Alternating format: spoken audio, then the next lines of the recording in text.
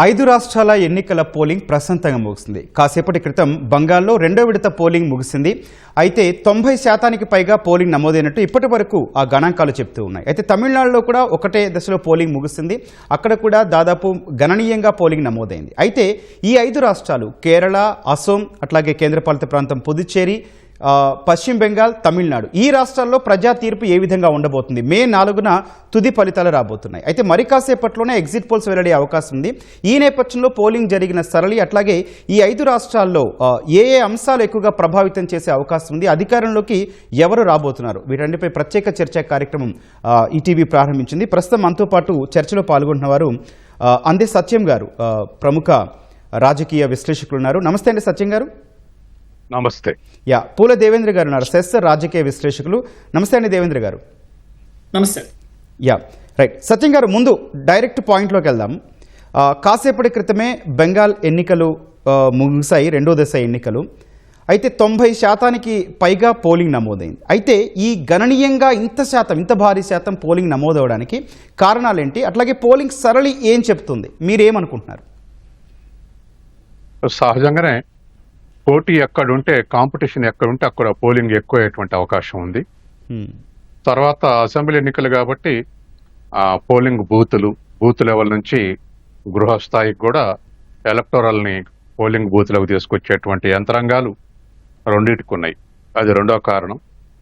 మూడవది, ఇవాళ బెంగాల్లో బీజేపీ ఈసారి రాకపోతే కష్టం అనేటువంటి ఒక ఎర్త్ అండ్ హెవెన్ మూవ్ చేసి ఇవాళ తృణమూల్ కాంగ్రెస్ ని ఓడించాలన్నటువంటి తాపత్రయం, తర్వాత పట్టుదల ఉంది. ఈ పట్టుదలతోటి వాళ్ళకు రావాల్సినటువంటి సపోర్టర్స్ ని, తర్వాత యంత్రాంగాన్ని కదిలించి ఓటర్స్ ని మూవ్ చేసుకునేటువంటి అవకాశం ఉంది. తర్వాత నాలుగోది, ఇవాళ ఎవరు ఓడుతారో ఎవరు గెలుస్తారనేటువంటి విషయానికి వస్తే ఇష్యూస్ అంటే జనరల్ గా బీజేపీ లేవనెత్తింది ఏమిటంటే బంగ్లాదేశ్ నుంచి ఇన్ఫిల్ట్రేట్స్ బాగా ఉన్నారు కాబట్టి అనధికారికంగా వస్తున్నటువంటి వీళ్ళు సర్ ద్వారా వాళ్ళని ఎలిమినేట్ చేయడం జరిగింది. ఎన్నాల్సింది టీఎంసీ వాళ్ళ సపోర్ట్ తోటి గెలుస్తుంది అనేటువంటి ఒక అంశం, ఎగెనిస్ట్ బంగ్లా నుంచి ఇన్ఫిల్ట్రేషన్ కి వ్యతిరేకంగా అనేటువంటిది ఒకటి బీజేపీ బాగా చర్చకు తీసుకొచ్చినటువంటి అంశం. తర్వాత రెండవది టీఎంసీ బెంగాల్ మీద దాడి చేస్తుంది బీజేపీ. తర్వాత మొత్తం కేంద్ర యంత్రాంగానికి, సిఆర్పిఎఫ్ కు 200 లక్షల మందిని సైన్యాన్ని తిప్పి రిగ్గింగ్ చేయాలని చూస్తుంది. పారామిలిటరీ మొత్తం కూడా బెంగాల్ను రౌండ్ అప్ చేసి ఎన్నికలు జరుపుతుంది. కాబట్టి అని చెప్పేసి ఇంతకుముందు వరకు కూడా మమతా బెనర్జీ ఆరోపణ చేస్తా ఉంది.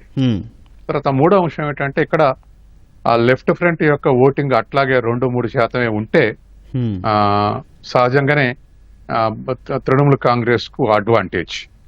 ఎందుకంటే తృణమూల్ కాంగ్రెస్ పార్టీ యొక్క అగ్రెసివ్ నచ్చకనే లెఫ్ట్ ఫ్రంట్ ఓటర్లు, కేడర్లు అంతా కూడా బీజేపీలో చేరిపోయారు, బీజేపీ రక్షిస్తుంది అనుకొని.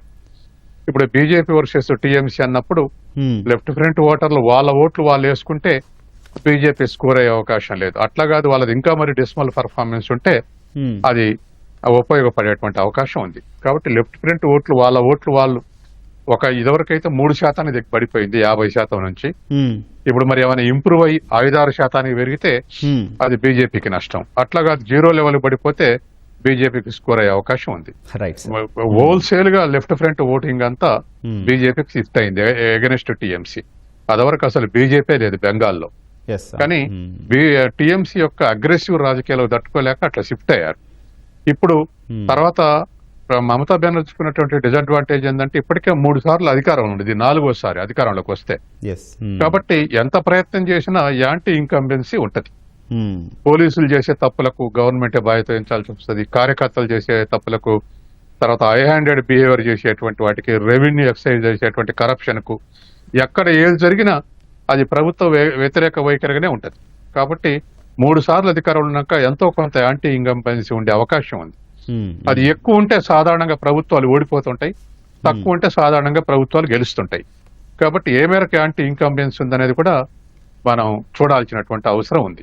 ఎందుకంటే కంటిన్యూస్ గా 4వసారి కాబట్టి అది ఎంతో కొంత మేరకు ఉండేటువంటి అవకాశం ఉంది. తర్వాత తృణమూల్ కాంగ్రెస్ కు లెఫ్ట్ ఫ్రంట్ కు ఇదివరకు ముస్లిం ఓటర్లలో చీలికుండేది. ఇప్పుడు డైరెక్ట్ బీజేపీ రంగంలోకి వచ్చింది కాబట్టి యాంటీ బీజేపీ ముస్లిం ఓటర్లు దరిదాపు ఇండియాలో అత్యధికంగా ముస్లిం ఓటింగ్ ఉన్నది బెంగాల్లో. మ్మ్. కాబట్టి ఆ ఓటింగ్ అంతా గంపగొత్తగా ఎదవరకు టీఎంసీ పడుతుంది. ఇప్పుడు కూడా యాంటీ Okay. బీజేపీ తోటి టీఎంసీ వాళ్ళ ఓటింగ్ తోటి లబ్ధి పొందే అవకాశం ఉంది. అయితే బీజేపీ ఇట్లా ముస్లిం అంతా టీఎంసీని గెలిపిస్తున్నారని ఒక చీలిక హిందూ ముస్లిం అనే చీలిక తీసుకోవడానికి ప్రయత్నం చేసింది. మ్మ్. గతంలో అయితే బెంగాల్లో ఎవరే ప్రయత్నం చేసినా మత ప్రాతిపదికల చీలిపోలేదు. ఇప్పుడు ఏ విధంగా ఉంటుంది, బీజేపీ ఎంట్రీ అయినాక, బీజేపీ స్ట్రాంగ్ అయినాక ఏ విధంగా ఉంటుంది అనేది మ్మ్. మనకు రేపు రిజల్ట్స్ వస్తే కానీ తెలిసే రైట్ అవకాశం సార్, లేదు. Okay right. యా, మనతో పాటు చర్చలో చెట్టిపల్లి మల్లికార్జున గారు రాజకీయ విశ్లేషకులు జాయిన్ అయ్యారు. మల్లికార్జున గారు నమస్తే అండి. నమస్తే సార్. యా, మీ దగ్గరకు వచ్చే ముందు పూల దేవేంద్ర గారితో మాట్లాడదాం. దేవేంద్ర గారు, రైట్, పోలింగ్ ముగిసింది, అక్కడక్కడ హింస జరిగింది, కొంచెం భారీగానే జరిగింది. కానీ పోలింగ్ మొదటి నుంచి పశ్చిమ బెంగాల్ ముఖ్యమంత్రి మమతా బెనర్జీ విమర్శిస్తున్నట్లు కేంద్ర బలగాలు పహారా కాశాయి అని, అట్లాగే వాళ్ళ మన బీజేపీ వాళ్ళు ఎక్కువగా ప్రభావితం చేశారని ఆవిడ విమర్శలు చేస్తే ఒక రకంగా తీవ్ర పదజాలం వాడింది. కానీ బీజేపీ నుంచి సువేందు అధికారి గూండాల పాలనలో పోలింగ్ జరిగింది, గూండాల కనుసన్నలో పోలింగ్ నడిచిందని ఆయన కూడా విమర్శిస్తున్నారు. ఈ నేపథ్యంలో పోలింగ్పై దాని ప్రభావం ఏమైనా ఉండొచ్చా? ఒకటండి, ఈ అపోజిషన్ అలాగే అధికార పక్షాలు రెండూ కూడా ఈ ఓటింగ్ సంబంధించి ఒకరిపైన ఒకరు నిందలు వేసుకోవడం అన్నది అన్ని రాష్ట్రాల్లోనూ జరుగుతూ ఉంటుంది. కానీ వెస్ట్ బెంగాల్లో కొద్దిగా ప్రత్యేకమైన పరిస్థితులు ఎందుకు ఉంటాయి అంటే 2021లో ఓటింగ్ జరగడానికి ముందు అక్కడక్కడ చెదురుమదురు ఘటనలు జరగడం అన్నది ప్రతి రాష్ట్రంలో జరిగేది. కానీ last time post election violence, TMC గెలిచిన తర్వాత బీజేపీ లేదా 2016 లేదా 2011 ఎలక్షన్స్ జరిగిన తర్వాత టీఎంసీ గెలిచినప్పుడు ఈ లెఫ్ట్ పార్టీల పైన అప్పుడు జరిగిన కొన్ని గొడవలు, టీఎంసీ పై మెజారిటీ ఎక్కువ ఇన్సిడెంట్స్ లో టీఎంసీ కార్యకర్తలు మిగిలిన పార్టీల పైన దాడులు చేయడం, అది దాదాపు ఒక నెల తర్వాత కూడా కంటిన్యూ అవ్వడం అన్నది లాస్ట్ టైం బీజేపీకి బాగా రిజిస్టర్ అయింది. సో 2011 నుంచి 2021 వరకు ఎలక్షన్లు జరిగిన ప్రతిసారి కూడా టీఎంసీ గెలుస్తోంది. గెలిచిన ప్రతిసారి పోస్ట్ ఎలక్షన్ వైలెన్స్ అనేది టీఎంసీ ప్రధానంగా దాడులు చేస్తుంది అన్నది మాత్రం విస్పష్టంగా అందరూ ఒప్పుకునే నిజమే. దాంతో పాటు ఈ నార్థన్ డిస్ట్రిక్ట్స్, ఈ కూచ్ బీహార్ కానీ, అలాగే ఈ ముస్లిం డామినేటెడ్ ఏరియా మాల్దా కానీ, దిజాన్పూర్ కానీ, ఇక్కడ కూడా కొంచెం వైలెన్స్ అనేది చాలా ఎక్కువ ఉంటుంది. సో బీజేపీ దీనికంటూ ఒక స్పెషల్ స్ట్రాటజీని రెడీ చేసుకుంది. మనకు ఈ బూత్ క్యాప్చరింగ్, దాంతో పాటు రీసెంట్ గా అమిత్ షా గారు సువేందు గారు అలాగే అమిత్ షా గారు ఒక అక్యుజేషన్ కూడా చేయడం జరిగింది. ఈ ఆర్టిఫిషియల్ ఫింగర్స్ తయారు చేసుకున్నారు ఓటింగ్ చేయడానికి, బూత్ క్యాప్చరింగ్ చేయడానికి టీఎంసీ కార్యకర్తలు. మేము అలాంటి 700 ఆర్టిఫిషియల్ ఫింగర్స్, అంటే ఆర్టిఫిషియల్ గా చేతి వేళ్ల పైన ఇంక్ ని మ్యానిపులేట్ చేయడం కోసం మేము కనిపెట్టాము, మా కార్యకర్తలు పట్టుకున్నారని కూడా అనౌన్స్ చేసింది. సో సెంట్రల్ బలగాలను డిప్లాయ్ చేయడము అన్నది ఆల్రెడీ స్ట్రాటజీలో ఒక భాగం. డెఫినెట్ గా సెంట్రల్ లో బీజేపీ ఉంది కాబట్టి డెఫినెట్ గా అది చేసింది. దాంతో పాటు ఎలక్షన్లకు కొన్ని రోజుల ముందు లా అండ్ ఆర్డర్ పైన, అలాగే సెంటర్ నుంచి ప్రెసిడెంట్ వచ్చినప్పుడు రాష్ట్ర ప్రభుత్వం రిసీవ్ చేసుకున్న విధానం, supreme court Mamata Banerjee government పైన చేసిన రిమార్క్స్, ఇవన్నీ కూడా సెంట్రల్ గవర్నమెంట్ బ్యూరోక్రసీ కూడా కీన్ గా అబ్జర్వ్ చేస్తుంది. ఎందుకు అంటే ఒకవేళ ఏదన్నా పెద్ద సంఘటనలు జరిగితే లా అండ్ ఆర్డర్ ఆల్రెడీ పశ్చిమ బెంగాల్లో ఒక ఇష్యూగా ఉంది కాబట్టి అది దేశవ్యాప్తంగా కూడా సంచలనం అయ్యే ఆవశ్యకత చాలా ఎక్కువ ఉంటుంది. దాని రిపర్కషన్స్ అన్నవి చాలా ఎక్కువ ఉంటాయి. రీసెంట్ గా ఇప్పుడు ఈ ఉత్తరప్రదేశ్ నుంచి వచ్చిన ఐపీఎస్ ఆఫీసర్ శర్మ ఇన్సిడెంట్ ఏదైతే ఉందో, ఆయన వెళ్ళి ఒక ముస్లిం టీఎంసీ లీడర్ కి వార్నింగ్ ఇవ్వడం, ఆయన్ని సింగంగా చెప్తూ ఉంటే కాదు నేను పుష్ప అని చెప్పి అటువైపు పొలిటికల్ రిప్లైస్ రావడం, ఇవంతా ఏం చెప్తుంది అంటే వెస్ట్ బెంగాల్లో ఈ పొలిటికల్ వైలెన్స్ అనేది చాలా పీక్స్ లో ఉంది. సో సెంట్రల్ గవర్నమెంట్ ఏం చేసింది అంటే వీలైనంత వరకు ఆ వైలెన్స్ ని తగ్గించి ఫెయిర్ ప్లేని ఉండడానికి చూసింది. కానీ ఆబ్వియస్లీ టీఎంసీ తను ట్రెడిషనల్ గా కొంచెం డామినేషన్ ఉన్న పార్టీ, అంటే కొంచెం దూకుడుగా కలిగిన పార్టీ. సో అది ఎప్పుడైతే తగ్గిందో మాకెక్కడో అన్యాయం జరుగుతోంది, బీజేపీ ఇప్పటి వరకు అవుట్ సైడర్ గా ఏదైతే ప్రొజెక్ట్ చేశారో దాన్ని గట్టిగా ప్రొజెక్ట్ చేసే టాక్టిక్స్ కూడా వాడింది. ఎప్పుడు కూడా మమతా బెనర్జీ టీఎంసీ ఏం చేస్తుంది అంటే మనం లోకల్ బెంగాల్ ఐడెంటిటీని మనం మాత్రమే కాపాడుకోగలం, బీజేపీ అన్నది నార్త్ ఇండియన్ పార్టీ, అక్కడి నుంచి వస్తున్న ఒక అవుట్ సైడర్ లాగా ప్రొజెక్ట్ చేశారు. సో ఈ సెంట్రల్ ఫోర్సెస్ ఎప్పుడైతే ఎక్కువ మంది డిప్లాయ్ చేశారో లాంగ్వేజ్ కూడా బ్యారియర్ ఉంటుంది కాబట్టి బెంగాల్లో, సో వాళ్ళని అవుట్ సైడర్ గా ప్రొజెక్ట్ చేయడానికి దీన్ని కూడా వాడుకున్నారు. నేనైతే పోలింగ్ కంపారిటివ్లీ 2011, 16, 21 తో పోల్చినప్పుడు ఈసారి చాలా వరకు వైలెన్స్ తగ్గించగలిగారు, ఫెయిర్ గానే జరిగింది ఎలక్షన్స్ అని నేను అనుకుంటున్నాను. రైట్ అండి, ఓకే. మల్లికార్జున్ గారు, ఓవరాల్గా ఈ 4 రాష్ట్రాలు ఒక కేంద్రపాలిత ప్రాంతంలో జరిగిన ఎన్నికల పోలింగ్ కావచ్చు, అంతకుముందు జరిగిన ప్రచారం కావచ్చు, చాలా ఉధృతంగా జరిగింది. కానీ అగ్రెసివ్ పాలిటిక్స్ ఏంటి? అమిత్ షా మాటలు తీసుకోవచ్చు, లేకపోతే మమతా బెనర్జీ రిప్లై తీసుకోవచ్చు, సువేందు అధికారి ఓ రకంగా ప్రధాని మోదీ అట్లాగే అమిత్ షా ఇద్దరు కూడా బెంగాల్లోనే మకాం వేశారు పోలింగ్ జరిగేంత వరకు.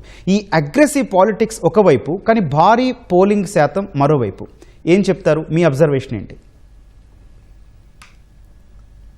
భారతీయ జనతా పార్టీ ఈ దేశంలో 3వసారి అధికారంలోకి వచ్చిన తర్వాత ఈ భారతీయ జనతా పార్టీ అస్సాం, పుదుచ్చేరిలో ఇండియన్ నేషనల్ కాంగ్రెస్ రంగస్వామి నేతృత్వంలో ఉన్న పార్టీతో పుదుచ్చేరిలో అధికారం వచ్చిన తర్వాత ముఖ్యంగా పెద్ద రాష్ట్రాలైన పశ్చిమ బెంగాల్పై 2021లో కూడా చాలా, అంటే ఇంతకుముందే మిత్రులు చెప్పినట్టు వైలెన్స్ కొంచెం తగ్గిన వెస్ట్ బెంగాల్ పైన, తమిళనాడు పైన, కేరళ పైన, ముఖ్యంగా ఈ 3 ప్రాంతాలలో బీజేపీ ఇప్పటివరకు 15 ఏళ్ళు కేంద్రంలో 3వసారి అధికారంలోకి వచ్చినా కూడా ఇక్కడ లేదు కనుక వీటిపైన పట్టు సాధించాలన్న ఆలోచనలో ఉన్నారు.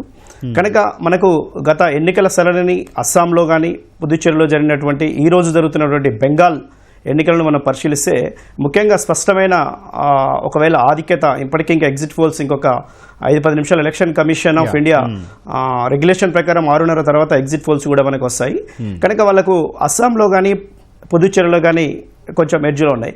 ముఖ్యంగా 5 రాష్ట్రాలలో ఎందుకు అంటే దాదాపు 81 పార్లమెంటు స్థానాలు ఈ 3 రాష్ట్రాలలో, ముఖ్యంగా కేరళ కానీ, తమిళనాడు, పశ్చిమ బెంగాల్ ఈ ప్రాంతాలలో 81 పార్లమెంటు స్థానాలు ఉన్నాయి. నిజంగానే వచ్చే మళ్ళీసారి 4వసారి కూడా కేంద్రంలో భారతీయ జనతా పార్టీ అధికారంలోకి రావాలంటే ఈ రాష్ట్రంలో అసెంబ్లీ స్థానాలు చాలా కీలకమన్న ఉద్దేశంతో ప్రధాని మోడీ, అమిత్ షా చాలా వరుసగా, అంటే అధికార పార్టీ ప్రాంతీయ పార్టీలలో ఉన్నటువంటి అధికార పార్టీలు చేయలేనంత వేగంగా కూడా ఆ పార్టీ చాలా వేగంగా ఎన్నికల నోటిఫికేషన్కు ముందు నుంచి కూడా అభివృద్ధి పనులపైన కానీ ఎన్నికల నోటిఫికేషన్ తర్వాత కూడా చాలా వేగంగా, ముఖ్యంగా అమిత్ షా నేతృత్వంలో పోలీస్ బలాగాలు కావచ్చు, ఇక్కడ కూడా ముఖ్యంగా పశ్చిమ బెంగాల్ అంటేనే మనము 2021కి ముందు చూస్తే కూడా అంతకుముందు నందిగ్రామ్ 2007 తర్వాత ఇష్యూలు కానీ, లేకపోతే కమ్యూనిస్టు పార్టీ ప్రభుత్వం పరిపాలించినప్పుడు చాలా లార్జెస్ట్ సీఎంగా ఉన్నటువంటి జ్యోతి బసు టైం నుంచి కూడా తృణమూల్ కాంగ్రెస్ వైలెన్స్ కానీ, లేకపోతే తృణమూల్ కాంగ్రెస్ వచ్చినాక ఈ 3 ఏళ్ల అధికారంలో కూడా ఎక్కువ వైలెన్స్ జరిగేది. ముఖ్యంగా ఇన్ఫిల్టరేషన్ సంబంధించి, ముఖ్యంగా ఎక్కడి నుంచి అయితే మనము బంగ్లా నుంచి చొరబాటుదారులని, ముఖ్యంగా అక్కడి నుండి అస్సాంలో కూడా అదే నినాదంతో భారతీయ జనతా పార్టీ ముందుకు వచ్చింది, ఇన్ఫిల్టరేషన్ను తగ్గిస్తాము అనేది ఒకటి. ముఖ్యంగా ముస్లిమ్స్ అత్యధికంగా దాదాపు 30% వరకు పశ్చిమ బెంగాల్లో ఓటర్లుగా నమోదై ఉన్నారు. దీంతోపాటు ఇంతకుముందు విశ్లేషకులు చెప్పినట్టు అక్కడ సర్ పైన కూడా చాలా దుమారం జరిగింది. తర్వాత ఎన్నికల కమిషన్ కానీ, సుప్రీంకోర్టు కానీ కొంత అక్కడ రిలీఫ్ ఇవ్వడంతో ఎక్కువగా, అంటే ఆరోపణలు ప్రత్యారోపణలతోటి ముఖ్యంగా తృణమూల్ కాంగ్రెస్ చేస్తున్నటువంటి అకృత్యాలపైన తృణమూల్ కాంగ్రెస్లో కీలక నేతగా ఉన్నటువంటి సువేందు అధికారి ఎప్పుడైతే గత 5 ఏళ్ల క్రితం 2021కి ఎన్నికలకు ముందు వెళ్ళారో అక్కడి నుండి ఇప్పటివరకు కూడా భారతీయ జనతా పార్టీకి అక్కడ ఫుల్ ఫ్లెడ్జ్డ్గా మెజారిటీ స్థానాలు రావాలనుకుంటున్నది. లాస్ట్ టైం సుమారు దాదాపు 77 స్థానాలలో అధికారంలోకి వచ్చింది. కానీ పశ్చిమ బెంగాల్ను గెలవడం అనేది భారతీయ జనతా పార్టీకి అంత సునాయాసం కాదు. ముఖ్యంగా ముస్లిం ఓటర్లు అత్యధిక ప్రాబల్యం ఉన్నది, అంటే ట్రెడిషనల్గా తృణమూల్ కాంగ్రెస్కు ఓట్లు వచ్చే అవకాశం ఉన్నది. అదేవిధంగా వామపక్షాలు అక్కడ చాలా వీక్గా ఉన్నాయి కనుక వాళ్ళ ఓటు శాతం లాస్ట్ టైం ఒక దాదాపు 16% ఉన్నటువంటి ఓటు ఈసారి ఎంత ముందుకెళ్తుంది అనేది ఒక అంచనా మనం ఇప్పుడే చెప్పలేము. దాంతో పాటు ముఖ్యంగా సువేందు అధికారి నేతృత్వంలో ముఖ్యంగా భారతీయ జనతా పార్టీ ఎన్నికల కమిషన్ కానీ పోలీసు వ్యవస్థలను పైన గత 5 ఏళ్ల నుంచి కూడా మమతా బెనర్జీని ఇదే విధంగా అక్కడ అధికారంలోకి రావాలని చూస్తూ ఉన్నది. కనుక ఇప్పటికి కూడా కేవలం చాలా నువ్వా నేనా అన్న టైఫున్ ఫైటింగ్ ఉన్నది. అక్కడ కేవలం 1-2%తో ఎవరైనా ఒకవేళ భారతీయ జనతా పార్టీ కానీ తృణమూల్ కాంగ్రెస్ కానీ వచ్చే అవకాశం ఉన్నది. అదేవిధంగా తమిళనాడుకు సంబంధించి తమిళనాడులో ఏఐడిఎంకేకు ట్రెడిషనల్గా ఏఐడిఎంకే డిఎంకే మళ్ళీ మూడోసారి కూడా అధికారంలోకి రావాలని ప్రయత్నిస్తున్నది. అదేవిధంగా యాక్టర్గా ఉన్నటువంటి విజయ్ Yes. చాలా యూత్ ఫాలోయింగ్ తోటి ఇక్కడ తమిళనాడులో కూడా ఈ రెండు పార్టీలకు అంటే ట్రెడిషనల్గా ఉన్నటువంటి డిఎంకే ఏఐడిఎంకే పార్టీలకు ప్రత్యామ్నాయంగా ఒక యువతతోటి ఒక కొత్త రాజకీయ ఆరంగేటం చేశాడు. ఆ యువత స్ఫూర్తితోటి లేదంటే అక్కడ ఉన్నటువంటి ఫ్యాన్స్ ఫాలోయింగ్ తోటి తను రాజకీయాల్లోకి వచ్చాడు. కనుక ముఖ్యంగా ఈ 5 రాష్ట్రాలకు సంబంధించి స్పష్టంగా మనం ఇంకా డిస్కషన్ చేయాల్సి ఉంది కనుక వీటిపైన పూర్తిగా తమిళనాడులో కానీ ఇక్కడ కానీ భారతీయ జనతా పార్టీ అన్ని రాష్ట్రాలపైన చాలా ఇక్కడ ఉన్నటువంటి కాంగ్రెస్ ఇండియా బ్లాక్లో ఉన్నటువంటి కూటమిని ఒడగించడానికి సర్వశక్తులు ఒడ్డుతూ ఉన్నది. సత్యం గారు, తమిళనాడు గురించి మాట్లాడుకుందాం. తమిళనాడులో సిచ్యువేషన్ ఏంటి, మీరేమి అబ్జర్వ్ చేశారు? ఇక్కడ డిఎంకే అన్నా డిఎంకే మధ్య ప్రధాన పోరు ఉంటుంది. అట్లాగే ఈసారి కొత్తగా వచ్చిన టీవీకే విజయ్ ప్రభావం ఎలా ఉంటుంది అనే దానికన్నా ముందు కూడా అన్నా డిఎంకేని ఇక్కడ ఎవరు నడిపించారు? వాస్తవానికి తమిళనాడు పాలిటిక్స్ వారసత్వంగా అన్నాదురాయ్ కానీ పెరియార్ రామస్వామి కానీ ఇటువంటి వాళ్ళతోటి మొత్తం ద్రావిడ రాజకీయాలతోటి కట్టుబడి ఉన్నాయి. తర్వాత ఆ రాష్ట్రానికి చెందినటువంటి ప్రాంతీయ పార్టీలో లీడింగ్ సిచ్యువేషన్ లో లీడర్స్ గా ఉన్నారు. ఇవాళ డిఎంకే గానీ అన్నా డిఎంకే గానీ రెండు పక్షాలు వీలిపోయినప్పటికీ కూడా వాళ్ళు మాత్రం ద్రావిడ సాంప్రదాయాలకు ద్రావిడ రాజకీయాలకే పరిమితమై ఉన్నారు, కట్టుబడి ఉన్నారు. ప్రజలు కూడా వాటిని ఆదరిస్తున్నారు. దాంతో స్ట్రాంగ్ గా ఉన్నటువంటి కాంగ్రెస్ పార్టీ వీక్ అయింది. బీజేపీ పార్టీ ఎంట్రీ కాలేకపోతుంది, పెద్ద ఎత్తున ఎంట్రీ అయ్యేటువంటి స్థితి కనపట్లేదు. కాబట్టి రెండు పార్టీలు కూడా కాంగ్రెస్ పార్టీ డిఎంకే తోటి బీజేపీ ఏఐడిఎంకే తోటి పొత్తు పెట్టుకున్నాయి. ఇప్పుడున్నటువంటి పరిస్థితుల్లో ఖచ్చితంగా డిఎంకే ఫ్రంట్ అడ్వాంటేజ్లు ఉంటుంది. ఒకే ఒక్కటి 1 టర్మ్ అయిపోయింది, ఇది 2nd టర్మ్ కాబట్టి అవును యాంటీ ఇన్కంబెన్స్ ఉందా అనేటువంటి ఒక డౌట్ తప్ప ఆ బలాల పరంగా, ఎందుకంటే కాంగ్రెస్ డిఎంకే రెండు వామపక్షాలు కలిసి ఉన్నాయి. వాటికి మళ్ళీ ఇంకా చిన్న పక్షాలు కూడా పొత్తు పెట్టుకుని ఉన్నాయి. ఏఐడిఎంకేలో పళనిస్వామి లీడ్ చేస్తున్నాడు, కానీ తనకు ఈక్వల్ లీడరు పరమేశ్వరను డిఎంకేలో చేరిపోయాడు, ఈ ఫ్రంట్ లో చేరిపోయాడు. దాంతో డిఎంకేకి ఎలక్షన్స్ ముందు గత పార్లమెంట్ ఎలక్షన్లు అయితే బీజేపీ వేరుగా పోటీ చేసిన రెండు డిఎంకేలని కలిపి ఉంచగలిగింది, ఆ మేరకు ప్రెజర్ చేసింది. కానీ ఇప్పుడు వచ్చేసరికి కలిపి ఉంచలేకపోయింది, ఓపీఎస్ దాంట్లో చేరిపోయాడు, డిఎంకే ఫ్రంట్ లో చేరిపోయాడు. కాబట్టి ఏఐడిఎంకేలో అది ఒక చీలికొచ్చేటువంటి అవకాశం ఉంది. తర్వాత రెండోది, బీజేపీ సహజంగానే ఆ హిందుత్వ ఎజెండా తోటి ముందుకు పోతుంది కాబట్టి తమిళనాడులో అది వర్కౌట్ కావట్లేదు. పార్లమెంట్ ఎలక్షన్ లో 15% ఓటింగ్ వచ్చింది, కానీ బీజేపీకి ఎప్పుడు కూడా పార్లమెంట్ ఎలక్షన్స్ లో ఎక్కువ ఓట్లు ఎక్కువ సీట్లు వస్తాయి, అసెంబ్లీకి వచ్చినవి తక్కువ, తర్వాత ఇంకా లోకల్ బాడీ ఎలక్షన్లు ఇంకా తక్కువ వస్తాయి. దానికి తెలంగాణ ఎగ్జాంపుల్ కూడా ఉంది. కాబట్టి ఎందుకంటే లోకల్ నెట్వర్క్ లేని రాష్ట్రాల్లో లోకల్ బాడీ ఎలక్షన్స్ లో గెలవలేకపోతుంది. పార్లమెంట్ ఎలక్షన్స్ అంటే బీజేపీకి ఆల్టర్నేటివ్ పార్టీ లేదు, మోడీకి ఆల్టర్నేటివ్ లేడు, కాబట్టి అది అడ్వాంటేజ్ వస్తుంది. కాబట్టి సహజంగానే ఈ లోకల్ బాడీ అది శాసనసభ ఎన్నికలు కాబట్టి డిఎంకే ఫ్రంట్ కు అడ్వాంటేజ్ ఉండేటువంటి అవకాశం ఉంది. ఇది ఒకటి. రెండింటిని పోలిస్తే ఇప్పుడు టీవీకే రంగంలోకి వచ్చాడు, విజయ్ రంగంలోకి వచ్చాడు. ఏ సర్వే అయినా ఇంతకుముందు చేసినటువంటి సర్వేలు అవి సైంటిఫిక్ కాదన్నది పక్కకు పెడితే చేసిన సర్వేలు అయితే డిఎంకే ఫ్రంట్ కు ఒక ఎడ్జ్ ఇస్తున్నాయి. అయితే టీవీకేకు 2-3 సీట్లు రావచ్చు, 10% ఓటింగ్ రావచ్చు, ఇట్లా అంచనాలు. ఒక సర్వే వచ్చింది sir, People's Pulse exit polls అయితే వచ్చింది ప్రస్తుతం. టీవీకేకి 18 నుంచి 24 ఇస్తున్నాయి, అన్నా డిఎంకే 65 నుంచి 80, డిఎంకేకు 125 నుంచి 145 స్థానాలు. అంటే డిఎంకే కూటమికే ఇక్కడ అధికారం అని పీపుల్స్ పల్స్ సర్వే అయితే ఇప్పుడు లేటెస్ట్ ఎగ్జిట్ పోల్ అండి అది. కాబట్టి ఎగ్జిట్ పోల్ లో కూడా ఇప్పుడు ఉన్నటువంటి పరిస్థితుల్లో మనం అనుకున్నట్టు డిఎంకే ఫ్రంట్ కి అడ్వాంటేజ్ ఉంది. రైట్. ఓకే. టీవీకేకు గతంలో ఉన్న 4-5 కాకుండా ఇప్పుడు 15-18 అంటారు కాబట్టి 50% డిఎంకే ఫ్రంట్ కు రాకపోతే అప్పుడు టీవీకే కింగ్. రైట్. సత్యం గారు మళ్ళీ వస్తాం మీ దగ్గరికి. దేవేంద్ర గారు మీరు చెప్పండి, ఏంటి పీపుల్స్ పల్స్ సర్వే ఇచ్చిన దాని ప్రకారం చూస్తే డిఎంకే కూటమికే మరోసారి విజయం కట్టబెడుతున్నట్టు కూడా వాళ్ళు ఎగ్జిట్ పోల్స్ చెప్తూ ఉన్నాయి. సో దానికన్నా ముందు కూడా టీవీకేకి 18 నుంచి 24 సీట్లు, ఏంటి ఈ ఫిగర్ ఊహించిందేనా? హలో సత్యం గారు మీ దగ్గరికి మళ్ళీ వస్తాము. దేవేంద్ర గారు మీరు చెప్పండి, పీపుల్స్ పల్స్ సర్వే ప్రకారం. దేవేంద్ర గారు వినిపిస్తోందా? గౌతమ్ గారు దేవేంద్ర గారు, సత్యం గారు ఒక్క నిమిషం హోల్డ్ లో ఉండండి, దేవేంద్ర గారితో మాట్లాడదాం. దేవేంద్ర గారు, వినిపిస్తుందా దేవేంద్ర గారు? వినిపిస్తుంది. పీపుల్స్ పల్స్ లేటెస్ట్ సర్వే వచ్చిందండి. డిఎంకే కూటమికే అధికారం అని తమ ఎగ్జిట్ పోల్స్ విశ్లేషణ వెల్లడించింది. కానీ ఇక్కడ టీవీకేకి 18 నుంచి 24 సీట్లు వస్తాయని చెప్పింది. సో డిఎంకే కూటమికి అధికారం అన్న దాన్ని ఎట్లా చూడాలి, ఆ కారణాలు ఏంటి, ఆ టీవీకే నెంబర్ని ఎట్లా అర్థం చేసుకోవాలి? ఇది అందరూ ఎక్స్పెక్ట్ చేసిన రిజల్టే అండి. ఒకటి డిఎంకే కి అనుకూలించిన విషయాలు, ఒకటి యాంటీ ఇన్కంబెన్సీ ఉన్నప్పటికీ కూడా ప్రతిపక్షం ఓట్ అన్నది చీలిపోయింది. అది ముందు నుంచి కూడా ఎక్స్పెక్ట్ చేసింది. ఎందుకు అంటే డిఎంకే లాస్ట్ ఎలక్షన్స్ తో పోలిస్తే కొత్త మిత్రులు తెచ్చుకోగలిగింది.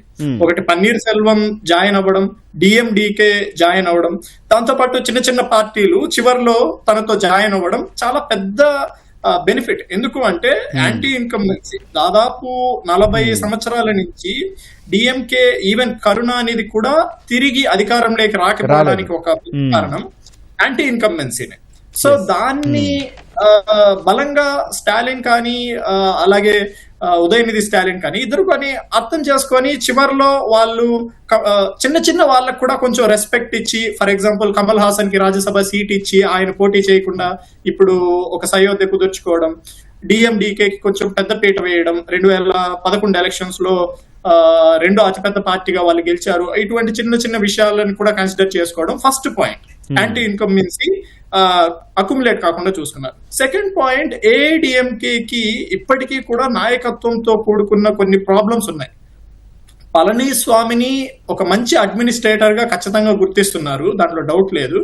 కానీ పళనిస్వామికి ఈ బీజేపీతో జత కట్టడం, ఎలక్షన్లకు ముందు ఈ డీలిమిటేషన్ ఇష్యూని, అలాగే స్టాలిన్ ద్రవిడియన్ ఐడెంటిటీని గట్టిగా ప్రొజెక్ట్ చేసుకోవడం, హిందీ ఇష్యూ మరొకసారి తీసుకురావడం, ఈ డీలిమిటేషన్ ఇష్యూ వచ్చినప్పుడు కానీ హిందీ ఇష్యూ వచ్చినప్పుడు కానీ ఏఐడిఎంకే కార్నర్ అయిపోయింది.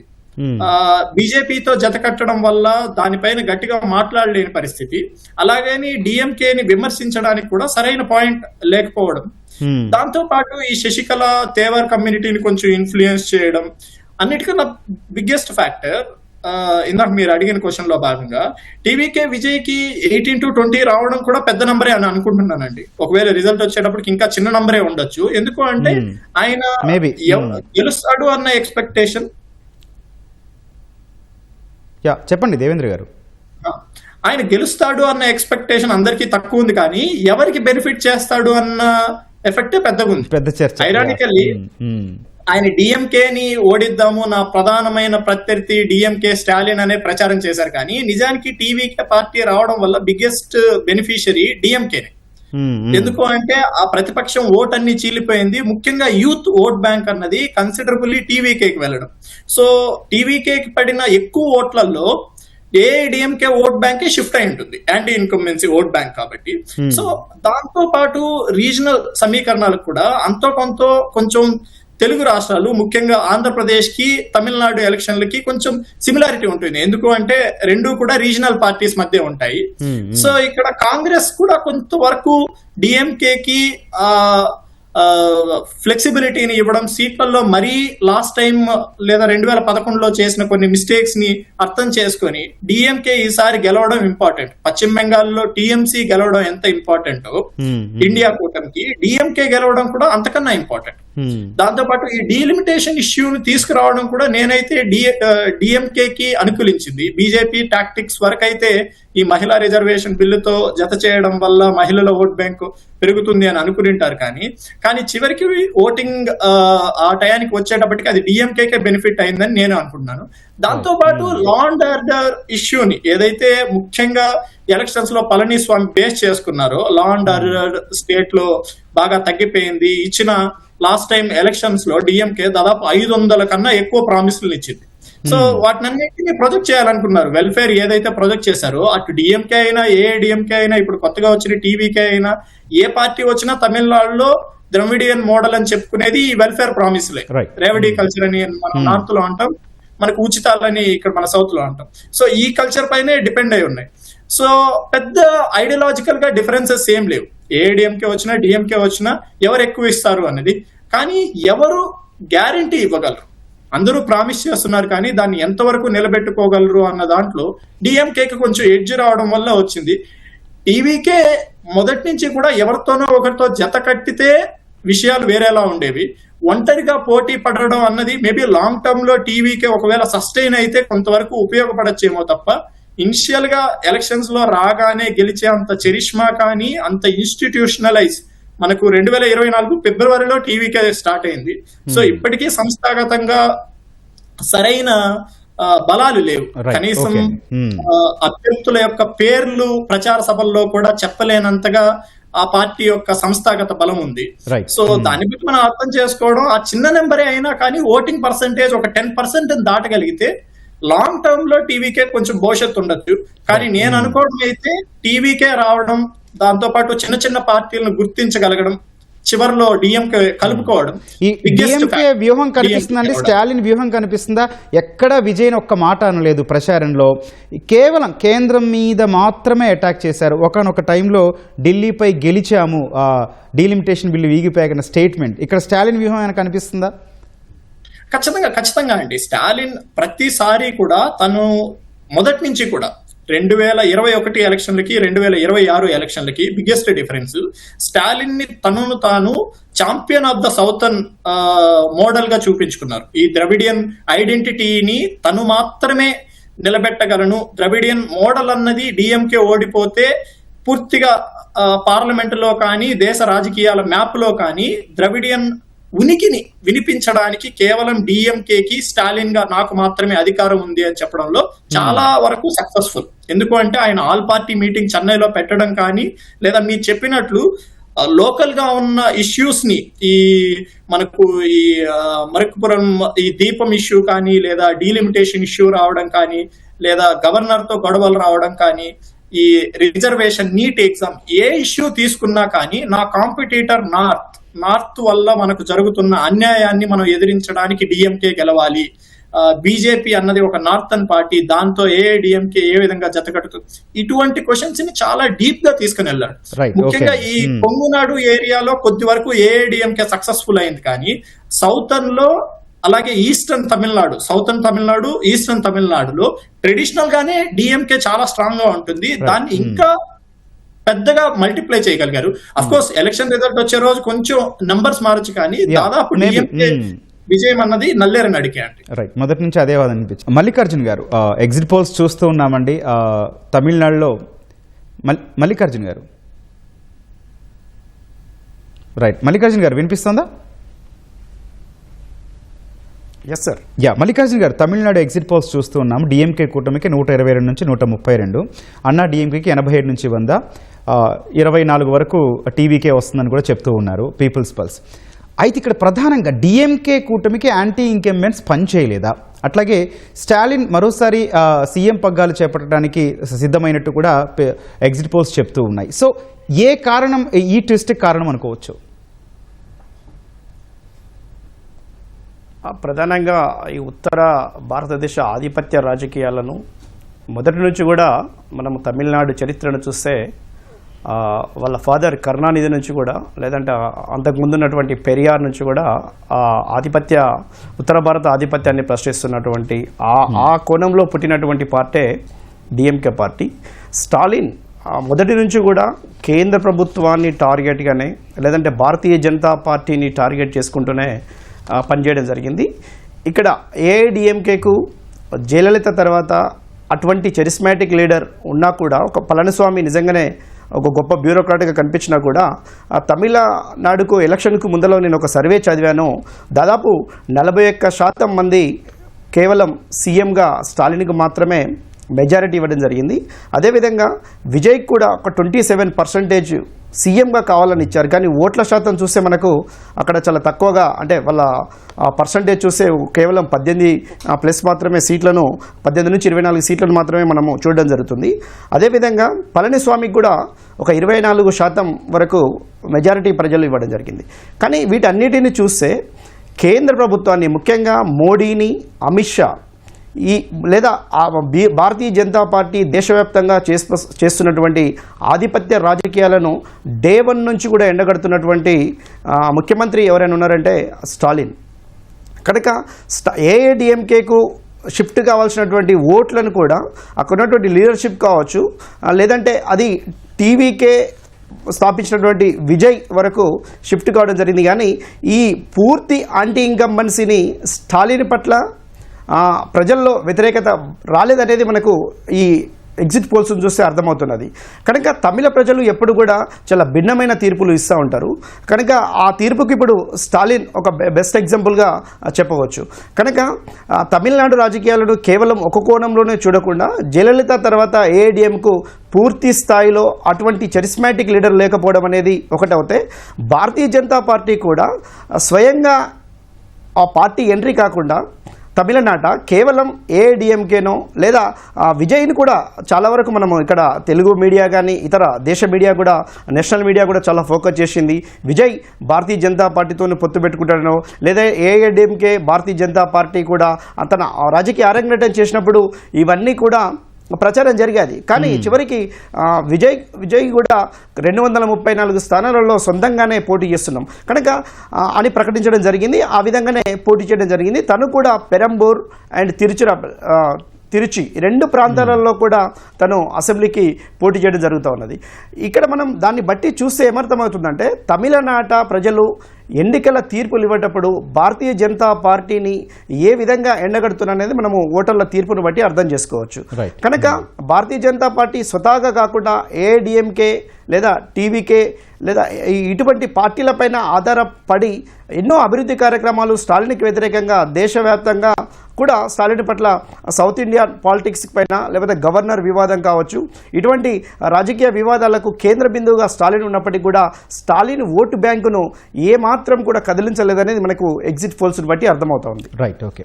సత్యం గారు, ఇంకో కీలకమైన పాయింట్ మాట్లాడుకుందాం. తమిళనాడు రాజకీయాల్లో డిఎండికే విజయకాంత్ కూడా పెద్దగా సక్సెస్ కాలేదు. మక్కల్ నీది మయం అంటూ వచ్చిన కమల్ హాసన్ కూడా పెద్దగా ప్రజాదరణ లేదు. రజనీకాంత్ అయితే పార్టీ అనౌన్స్ చేసి ఆ వెంటనే వెనకడుగు వేసిన సందర్భం. కానీ విజయ్ ఒక నటుడిగా ఏ ధైర్యం, ఏ కాన్ఫిడెన్స్తో తమిళనాడు రాజకీయాల్లోకి వచ్చారు? తను వచ్చిన టైం కరెక్ట్ అంటారా? అట్లాగే తన మూవీకి ఇబ్బందులు కానీ ఇవన్నీ ముందు విజయ్ ఊహించలేదా? అసలు ఆ కాన్ఫిడెంట్ని మనం ఎట్లా అర్థం చేసుకోవాలి? తనకు వాస్తవానికి ఇవాళ టాప్ స్లాట్ లో సినిమాలలో టాప్ స్లాట్ లో విజయ్ కూడా ఉన్నాడు తమిళ హీరోస్ లో. కాబట్టి ఆ కాన్ఫిడెన్స్ తోటి పార్టీలోకి వచ్చాడు. కానీ పొలిటికల్ స్పేస్ లేదు తమిళనాడులో. ఎందుకంటే డి అంటే డి అని డిఎంకే వర్సెస్ ఏఐడిఎంకే బీజేపీ ఘర్షణ జరుగుతున్నప్పుడు పాలిటిక్స్ లోకి వచ్చాడు. కాబట్టి ఎన్టీ రామారావు ఎట్లయితే ఎందుకు సక్సెస్ అయ్యిందంటే, కాంగ్రెస్ కి ఆల్టర్నేటివ్ గా ఆనాడు జనతా కమ్యూనిస్ట్ పార్టీలు మొత్తం సీట్లకు కూడా పోటీ చేయలేకపోయినాయి. ఏదో 150 సీట్లకే పోటీ చేసినాయి, ముందే తేలిపోయింది. దాంతో ఎన్టీ రామారావు ఆల్టర్నేటివ్, తెలుగుదేశం ఆల్టర్నేటివ్ అనుకుని ఎన్టీ రామారావుకు ఓటేసి కాంగ్రెస్ ని ఓడించారు. ఇప్పుడు ఇక్కడ తమిళనాడులో అట్లా ఆల్టర్నేటివ్ ఉన్న తర్వాత కూడా వస్తే, పొలిటికల్ స్పేస్ లేనప్పుడు వస్తే ఇట్లే ఉంటుంది. చిరంజీవి రాజకీయాలకు వచ్చినప్పుడు కూడా పొలిటికల్ స్పేస్ లేదు, కానీ తనకున్నటువంటి చరిష్మా తోటి ఆ మేరకు ఓటింగ్ చేయించుకోగలిగారు. ఇప్పుడు విజయ్ కూడా అదే పక్కీలో ఓటింగ్ చేయించుకోగలడు. కానీ ఆల్టర్నేటివ్ గా ఫ్రంట్ లేనప్పుడు ఖచ్చితంగా అవుతుంది. అయితే ఇవాళ కొంత ఆ మేరకైనా విజయ్కి ఎందుకు సీట్లు వస్తున్నాయంటే, ఏఐడిఎంకే లీడర్షిప్ వీక్ ఉంటాం, ఆల్టర్నేటివ్ లీడర్ రఘుపట్ స్టాలిన్ కు వ్యతిరేకంగా ఆ స్థాయిలో పళనిస్వామికి లేదు. కాబట్టి ఆల్టర్నేటివ్ లీడర్ లేడు కాబట్టి కొంతమంది ఖచ్చితంగా విజయ్కి ఓటేసి ఉండేటువంటి అవకాశం ఉంది. కాబట్టి ఎప్పుడైనా వాళ్ళ బెంగాల్ ఉంది, లెఫ్ట్ ఫ్రంట్ నిజంగా ఓటింగ్ శాతం అంతా వీక్ గా లేదు వాళ్ళ ఉద్యమాలు. కానీ ఘర్షణ వాతావరణంలో ఖచ్చితంగా చిన్న పార్టీలు డిజపేర్ అవుతాయి. అందుకని ఇవాళ ఉన్నటువంటి పరిస్థితుల్లో తమిళనాడులో పొలిటికల్ స్పేస్ కూడా విజయ్ వచ్చాడు. అంటే కంప్లీట్ ఏఐడిఎంకే ఓట్లని షిఫ్ట్ చేయించుకోగలిగితే ఆల్టర్నేటివ్ తయారవుతాడు. కానీ అది కాస్త అతలకుతలం అవుతున్నప్పుడు బీజేపీ ఏఐడిఎంకే నిలబెట్టింది, సపోర్ట్ ఇచ్చి 2 వర్గాలను ఒకటిగా నిలబెట్టింది.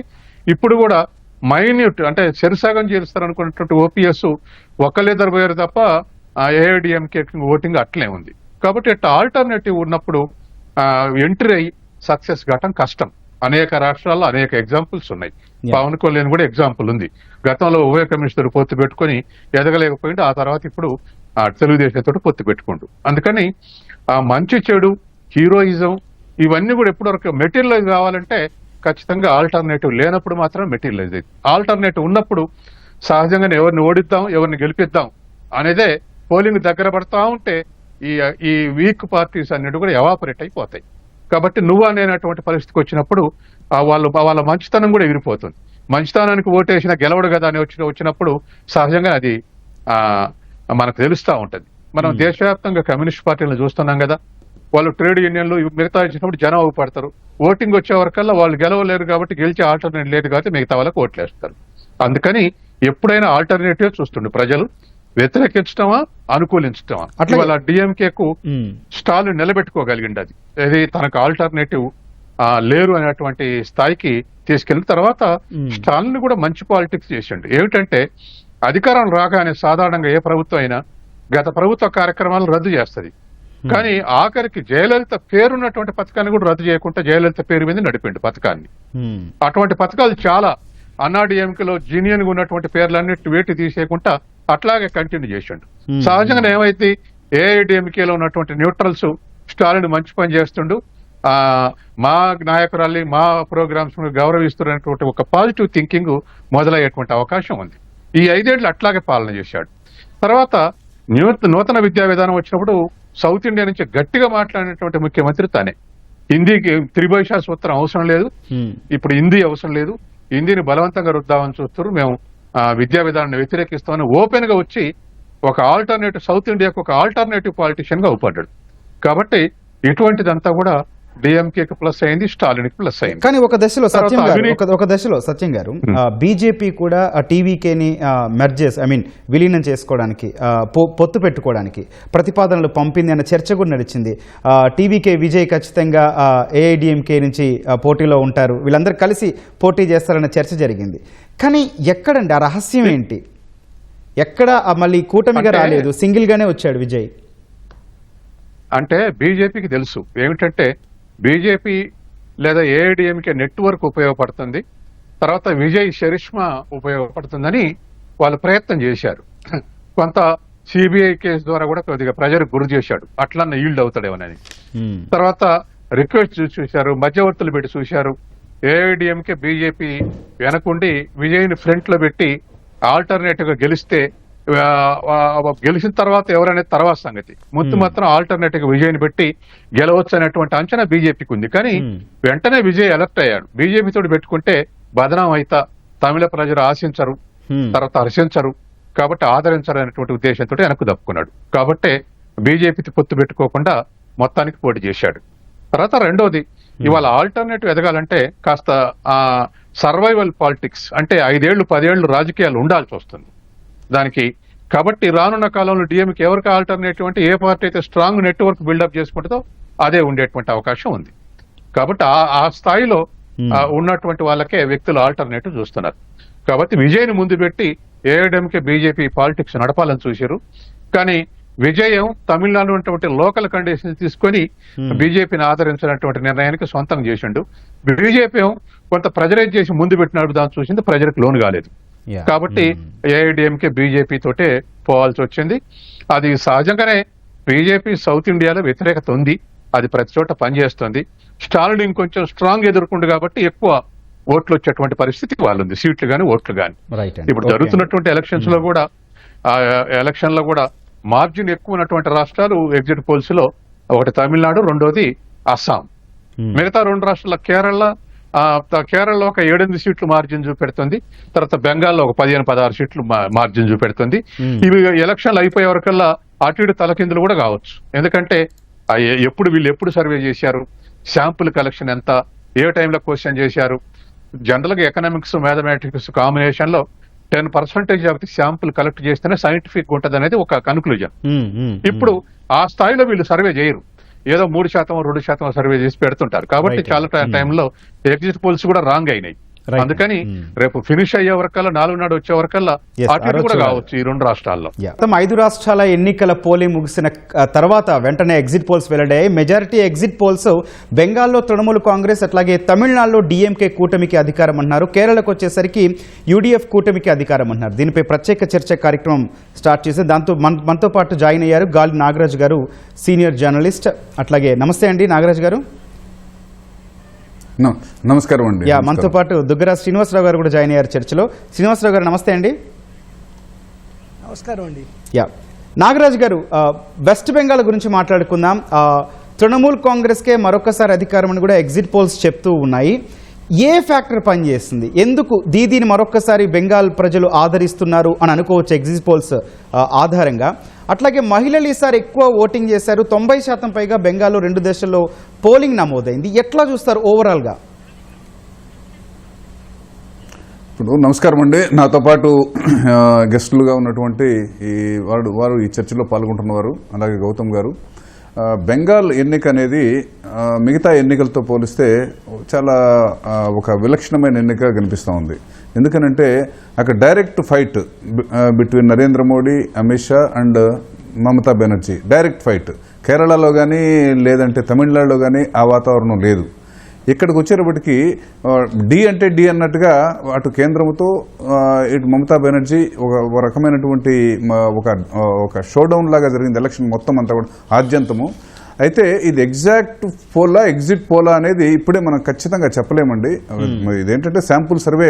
ఇంతకుముందు సత్యం గారు అనుకుంటా, సత్యం గారు చెప్పినట్టు ఏంటంటే మనం ఎప్పుడు కూడా exit poll will never reflect the holistic whole electorate. For example 4 కోట్ల 5 కోట్ల మంది ఓటు వేస్తే ఆ గంటలో పోలింగ్ బూత్ నుంచి బయటకు వచ్చిన వాళ్ళు ఎంతమంది, వాళ్ళ సోషల్ బ్యాక్గ్రౌండ్ ఏంటి, తర్వాత వాళ్ళ ఆ మూడు వాళ్ళు వెళ్ళే హడావుల్లో ఉంటారు, వీళ్ళు ఏం క్వశ్చన్ అడిగారు, ఏం చెప్పారు, ఖచ్చితంగా చెప్పలేం. కానీ ఒక శాంపుల్గా తీసుకుంటే మాత్రం ఓ చిన్న ఇండికేషన్ ఏంటంటే అలా కనిపిస్తూ ఉంది.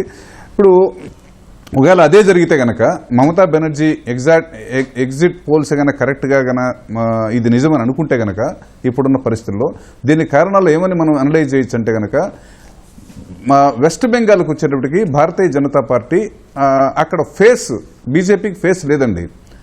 నేషనల్ లెవెల్లో నరేంద్ర మోడీ, అమిత్ షా బెంగాల్కి వచ్చి పోటీ తలపడినట్టుగా ఉంది. కానీ మమతా బెనర్జీకి ధీటుగా face of BJP in west Bengal అనేది బీజేపీ ప్రొజెక్ట్ చేయడంలో ఫెయిల్ అయింది. అక్కడ లోకల్ లీడర్షిప్ లేదు. నిన్న మొన్నటి వరకు మన మమతా బెనర్జీతో ఉన్నటువంటి సువేందు అధికారి తప్ప ఇంకొక ఫేస్ లేదు అక్కడ. వాస్తవానికి బెంగాల్లోనే శ్యాంప్రసాద్ ముఖర్జీ గారు జనసంఘ్ పార్టీని ఆ రోజుల్లో స్థాపించినటువంటి పరిస్థితి ఉన్నప్పటికీ కూడా బెంగాల్లో కంటిన్యూస్గా బీజేపీ అనేది దాని ఫుట్ ప్రింట్స్ చాలా వీక్గా ఉన్నాయి. ఎప్పటి వరకు అంటే సుమారుగా మన అద్వానీ గారు రథయాత్ర చేసినటువంటి 92, 93, 4 వరకు అక్కడ బీజేపీ ఫుట్ ప్రింట్స్ లేవండి. అక్కడ నుంచి దాని ఓటింగ్ పర్సంటేజ్ క్రమంగా పెరుగుతూ 2016, 19, 21 ఈ ఎన్నికలకు వచ్చేటప్పటికి దాన్ని గణనీయంగా ఆ పార్టీ యొక్క ఓటింగ్ శాతం పెరిగింది. 39, 41% వరకు పెరిగే పరిస్థితి వచ్చి ఇవాళ బీజేపీ, మమతా బెనర్జీ రెండు నువ్వా నేనా అనే బలమైనటువంటి ప్రత్యర్థిగా బీజేపీ ఎదిగింది. మీ లెఫ్ట్గా ఉన్నటువంటి లెఫ్ట్ పార్టీస్ కానీ అలాగే కాంగ్రెస్ కానీ కంప్లీట్గా ఎడ్జ్ అవుట్ అయిపోయింది. ఈ ఎన్నికల్లో మనం చూసాం కాంగ్రెస్ లెఫ్ట్ విడివిడిగా పోటీ చేశాయండి. ఇది మమతా బెనర్జీ వేరు, లెఫ్ట్ వేరు, సిపిఐ వేరు. నేషనల్ లెవెల్కి వచ్చేటప్పటికి ఇండియా బ్లాక్ అంటారు. ఇండియా బ్లాక్ ఇక్కడికి వచ్చేటప్పటికి ఫ్రాగ్మెంటెడ్ అప్రోచ్తో ఎలక్షన్ ఫేస్ చేస్తారు. సో అయినప్పటికీ కూడా మమతా బెనర్జీ ఎగ్జిట్ పోల్స్ కనుక మనం బేస్ చేసుకుంటే కనుక ఆమె ఎన్నికల్లో బయటపడే అవకాశం కనిపిస్తుంది. కానీ రెండోది ఏంటంటే చాలా కీలకమైన విషయము ఒక్క నిమిషం గౌతమ్ గారు, బెంగాల్లో మనం చూస్తున్నటువంటి విభిన్నమైనటువంటి రాజకీయ పరిస్థితి మనకేంటంటే తమిళనాడు కానీ ఆంధ్రప్రదేశ్ కానీ ఒకసారి ఎన్నిక జరిగిన తర్వాత ఆ పార్టీ అధికారంలో ఉన్న పార్టీ ఇంకోసారి అధికారంలోకి రాదు. ప్రజలు మార్పు కోరుకుంటారు, వెంటనే మార్పు కోరుకుంటారు. బెంగాల్కి వచ్చేటప్పటికి లెఫ్ట్ ఫ్రంట్ గవర్నమెంట్ 34 ఏళ్లు కంటిన్యూస్గా పరిపాలించింది. 70 ఏళ్లు అధికారంలోకి వచ్చినటువంటి లెఫ్ట్ ఫ్రంట్ 2011 మమతా బెనర్జీ గారు అధికారంలోకి వచ్చే వరకు వాళ్ళే కొనసాగారు. 2011లో మమతా బెనర్జీ అధికారంలోకి వచ్చిన తర్వాత కూడా రెండోసారి ఆమె దిగ్విజయంగా ఎన్నికల్లో గెలిచి ఇప్పుడు మూడోసారి కూడా గెలిచే అవకాశాలు కనిపిస్తూ ఉంది. అంటే బెంగాల్లో ఉన్నటువంటి రాజకీయ వాతావరణం ఆ విధంగా ఉంటుంది. మార్పును వెంటనే కోరుకోరు వాళ్ళు. సో అదండి. ఓకే అండి. శ్రీనివాసరావు గారు, కేరళ విషయానికి వెళ్దాం. కేరళలో ఈసారి యూడీఎఫ్ కూటమి అధికారం అంటూ కూడా మనకి ఎగ్జిట్ పోల్స్ చెప్తూ ఉన్నాయి. ఓటు వైబ్ అయితే యూడీఎఫ్కి 70 నుంచి 80 ఇచ్చింది, ఎల్డీఎఫ్కి 58 నుంచి 68 ఇచ్చింది. ఇక్కడ ఎన్డీఏ అంటే త్రిముఖపూర్ నెలకొంది. ఎన్డీఏ ఒక 0 నుంచి 4 స్థానాలు వస్తాయని కూడా ఓటు వైబ్ చెప్తూ ఉంది. మీ విశ్లేషణ ఏంటండి కేరళ గురించి? అంటే కేరళలో ఎల్డీఎఫ్ వెనకబడి ఉంది అనేటువంటి విషయం ఒక 2-3 ఏళ్లగానే సంకేతాలు వస్తున్నాయండి. 2024 ఎలక్షన్స్లో దాదాపుగా ఎల్డీఎఫ్ ఓడిపోయింది. ఒకే ఒక్క సీటు గెలుచుకోగలిగింది లోక్సభ స్థానాల్లో. బీజేపీ కూడా ఒకే ఒక్క సీటు గెలుచుకుంది. మిగతావన్నీ కూడా యూడీఎఫ్కే గెలుచుకుంది. కాబట్టి అప్పుడే అర్థమైంది వెనకబడిపోతోంది ఎల్డీఎఫ్ అనేటువంటిది. 2025లో జరిగినటువంటి స్థానిక ఎన్నికల్లో అది మరింత స్పష్టమైందండి. సో స్థానిక ఎన్నికల్లో కూడా ఎల్డీఎఫ్ బాగా ఇబ్బంది పడింది, ఓడిపోయింది. కాంగ్రెస్ బాగా పుంజుకుంది, బీజేపీ కూడా పుంజుకోగలిగింది. కాబట్టి ఎల్డీఎఫ్ అనేటువంటిది ఓడిపోతుంది, ఈసారి మళ్ళీ గెలవదు అనేటువంటి సంకేతం 2024 లోక్సభ ఎన్నికల సమయంలోనే ప్రారంభమైందండి. అంతకుముందు కూడా లోక్సభలో సీట్లు గెలవలేదు 2019లో కూడా, కానీ 2021లో మళ్ళీ శాసనసభలో మెజార్టీ సాధించగలిగింది ఎల్డీఎఫ్. ఈసారి కూడా అదే రిపీట్ అవుతుంది అనేటువంటి, అదే సాధిస్తామనేటువంటి అభిప్రాయం ఎల్డీఎఫ్ నాయకుల్లో ఉంది. 2024లో మేము ఓడిపోయి ఉండవచ్చు లోక్సభలో, కానీ అసెంబ్లీకి మమ్మల్నే కోరుకుంటారు కేరళ ఓటర్లు అనేటువంటి నమ్మకం వాళ్ళల్లో ఉంది. ముఖ్యమంత్రి పినరాయి విజయన్ పలు సందర్భాల్లో చెప్పాడు, ఇక్కడ మాత్రం మేము గెలుస్తాం, ఒకవేళ లోక్సభలో గెలవలేకపోయినా కూడా మేము కేరళ మాదే, మేమే ఎల్డీఎఫ్లో గెలుస్తాము అనేటువంటిది. అయితే బయట జరుగుతున్నటువంటి అభిప్రాయాలు కానీ ఏదైనా చూసినప్పుడు ఈ ఎల్డీఎఫ్ నడుపుతున్నటువంటి రాజకీయం కానివ్వండి, వారు చేస్తున్నటువంటి అభివృద్ధి ప్రణాళికలు కానీ అంతగా అక్కడ ఉద్యోగాలు సృష్టించట్లేదండి. సంతృప్తికరంగా అంటే ఫ్రీబీస్ లాంటివి ఇస్తున్నారేమో, కానీ యువతకి ఉద్యోగాలు సృష్టించి అక్కడ ఇవ్వటం అనేటువంటి జాబ్స్ ఇవ్వటం అనేది జరగట్లేదండి. అంటే యువత ఏం కోరుకుంటున్నారో ఆ జాబ్స్ ఇవ్వట్లేదు. ఇప్పటికీ కూడా కేరళ ఎకానమీ అంతా కూడా మనీ ఆర్డర్ ఎకానమీ అంటారు. మనీ ఆర్డర్ ఎకానమీ అంటే గల్ఫ్ దేశాల నుంచి స్థిరపడిన మలయాళీలు పంపించేటువంటి డబ్బుల వల్ల అది నడుస్తుందే తప్పించి అక్కడ కేరళ ఎకానమీ ఎల్డీఎఫ్ కొత్తగా వాళ్ళు తీసుకున్నటువంటి ఎకనామిక్ చర్యలు కానీ ఏవీ లేవండి. పైగా దాదాపుగా కేరళ ఆర్థికంగా దివాలా తీసింది, కేంద్రం సహకరిస్తే మాత్రమే ఇక్కడ నడుస్తుంది రాష్ట్రం అనేటువంటి మాటలు ఎల్డీఎఫ్ నాయకులే కొన్ని సందర్భాల్లో మాట్లాడారు. సో ప్రజలలో మొత్తం మీద ఒక రకమైన ఉత్సాహం కానీ నమ్మకం కానీ కలిగించడంలో కమ్యూనిస్టులు విఫలమయ్యారండి. సో కాబట్టి ప్రత్యామ్నాయం ఎప్పుడూ అక్కడ కాంగ్రెస్ అంటే రెండు ఫ్రంట్స్, స్పష్టమైన ఫ్రంట్స్ ఉన్నాయి కాబట్టి ఎల్డీఎఫ్ కాకపోతే యూడీఎఫ్ సాధారణంగా ఒక ఎన్నికకు మించి ఇవ్వరు ఒక ఫ్రంట్కి. బట్ అదృష్టం కొద్దీ కూడా 2016, 21 రెండూ కూడా వామపక్షాలకు అందించారు. 21లో వామపక్షాలు అందింపబడటానికి మళ్ళీ గెలవడానికి కారణం ఆ సందర్భంలో కోవిడ్ సమయంలో వాళ్ళు తీసుకునేటువంటి చర్యలు ఫలించాయండి. సో కోవిడ్ పెద్దగా కేరళ ప్రజల్ని ఇబ్బంది పెట్టలేదు, దానివల్ల గెలిచారు తప్పించి వారి విధానాల వల్ల మాత్రం గెలవలేండి. అంటే ఆర్థిక విధానం వల్ల కానీ ఉద్యోగ సృష్టి కానీ యువత ఇప్పటికీ కూడా ఉపాధి కోసం గల్ఫ్కు వెళ్లాల్సినటువంటి పరిస్థితే ఉంది కేరళ. ఆ టాపికే మాట్లాడదాం. సో బయటకు కూడా ఆ టాపికే మాట్లాడదాం. శ్రీనివాసరావు గారు, ఇప్పుడు గల్ఫ్లో నెలకొన్న పరిస్థితులు, ఆ ఓటర్లు ఇక్కడికి వచ్చి ఓటు వేశారు, ఆ గల్ఫ్ ఓటర్ల ప్రభావం ఏ విధంగా ఉంటుంది, వాళ్ళు ఎవరి వైపు మొగ్గు చూపే అవకాశం ఉంటుందని మనం భావించవచ్చు ఒకటి. అట్లాగే ఈసారి బీజేపీ కూడా అదృష్టాన్ని పరీక్షించుకున్న నేపథ్యంలో ఈ గల్ఫ్ ఓటర్లు వారి వైపు మొగ్గే అవకాశాలు ఏమైనా ఉంటాయా? అంటే బీజేపీకి అక్కడ ఉన్నటువంటి బలమంతా కూడా సంఘ బలమేనండి. బీజేపీ క్యాడర్ కన్నా కూడా ఆర్ఎస్ఎస్ బాగా బలంగా ఉంది అక్కడ. అయితే గెలుస్తారు అనేటువంటి అభిప్రాయం కలిగిస్తే తప్పించి హిందువులు కన్సాలిడేట్ చేసి మొత్తం ఒకవైపు వేయరండి. లేకపోతే ఎందుకంటే ఆ తర్వాత ఫలితాల తర్వాత మరొక 5 సంవత్సరాల పాటు ప్రభుత్వాన్ని ఎదుర్కోవాల్సినటువంటి పరిస్థితి ఉంటుంది. అవును. సో కాబట్టి బీజేపీ పూర్తిగా మేము గెలిపిస్తాము, మేము అధికారంలోకి వస్తాము అనే నమ్మకం ఎప్పుడైతే కల్పించగలుగుతారో అప్పుడే రంగంలో గట్టిగా నిలబడగలుగుతారు, పోటీ ఇవ్వగలుగుతారండి. ఇప్పటిదాకా ఆ అభిప్రాయం కలిగించలేదు.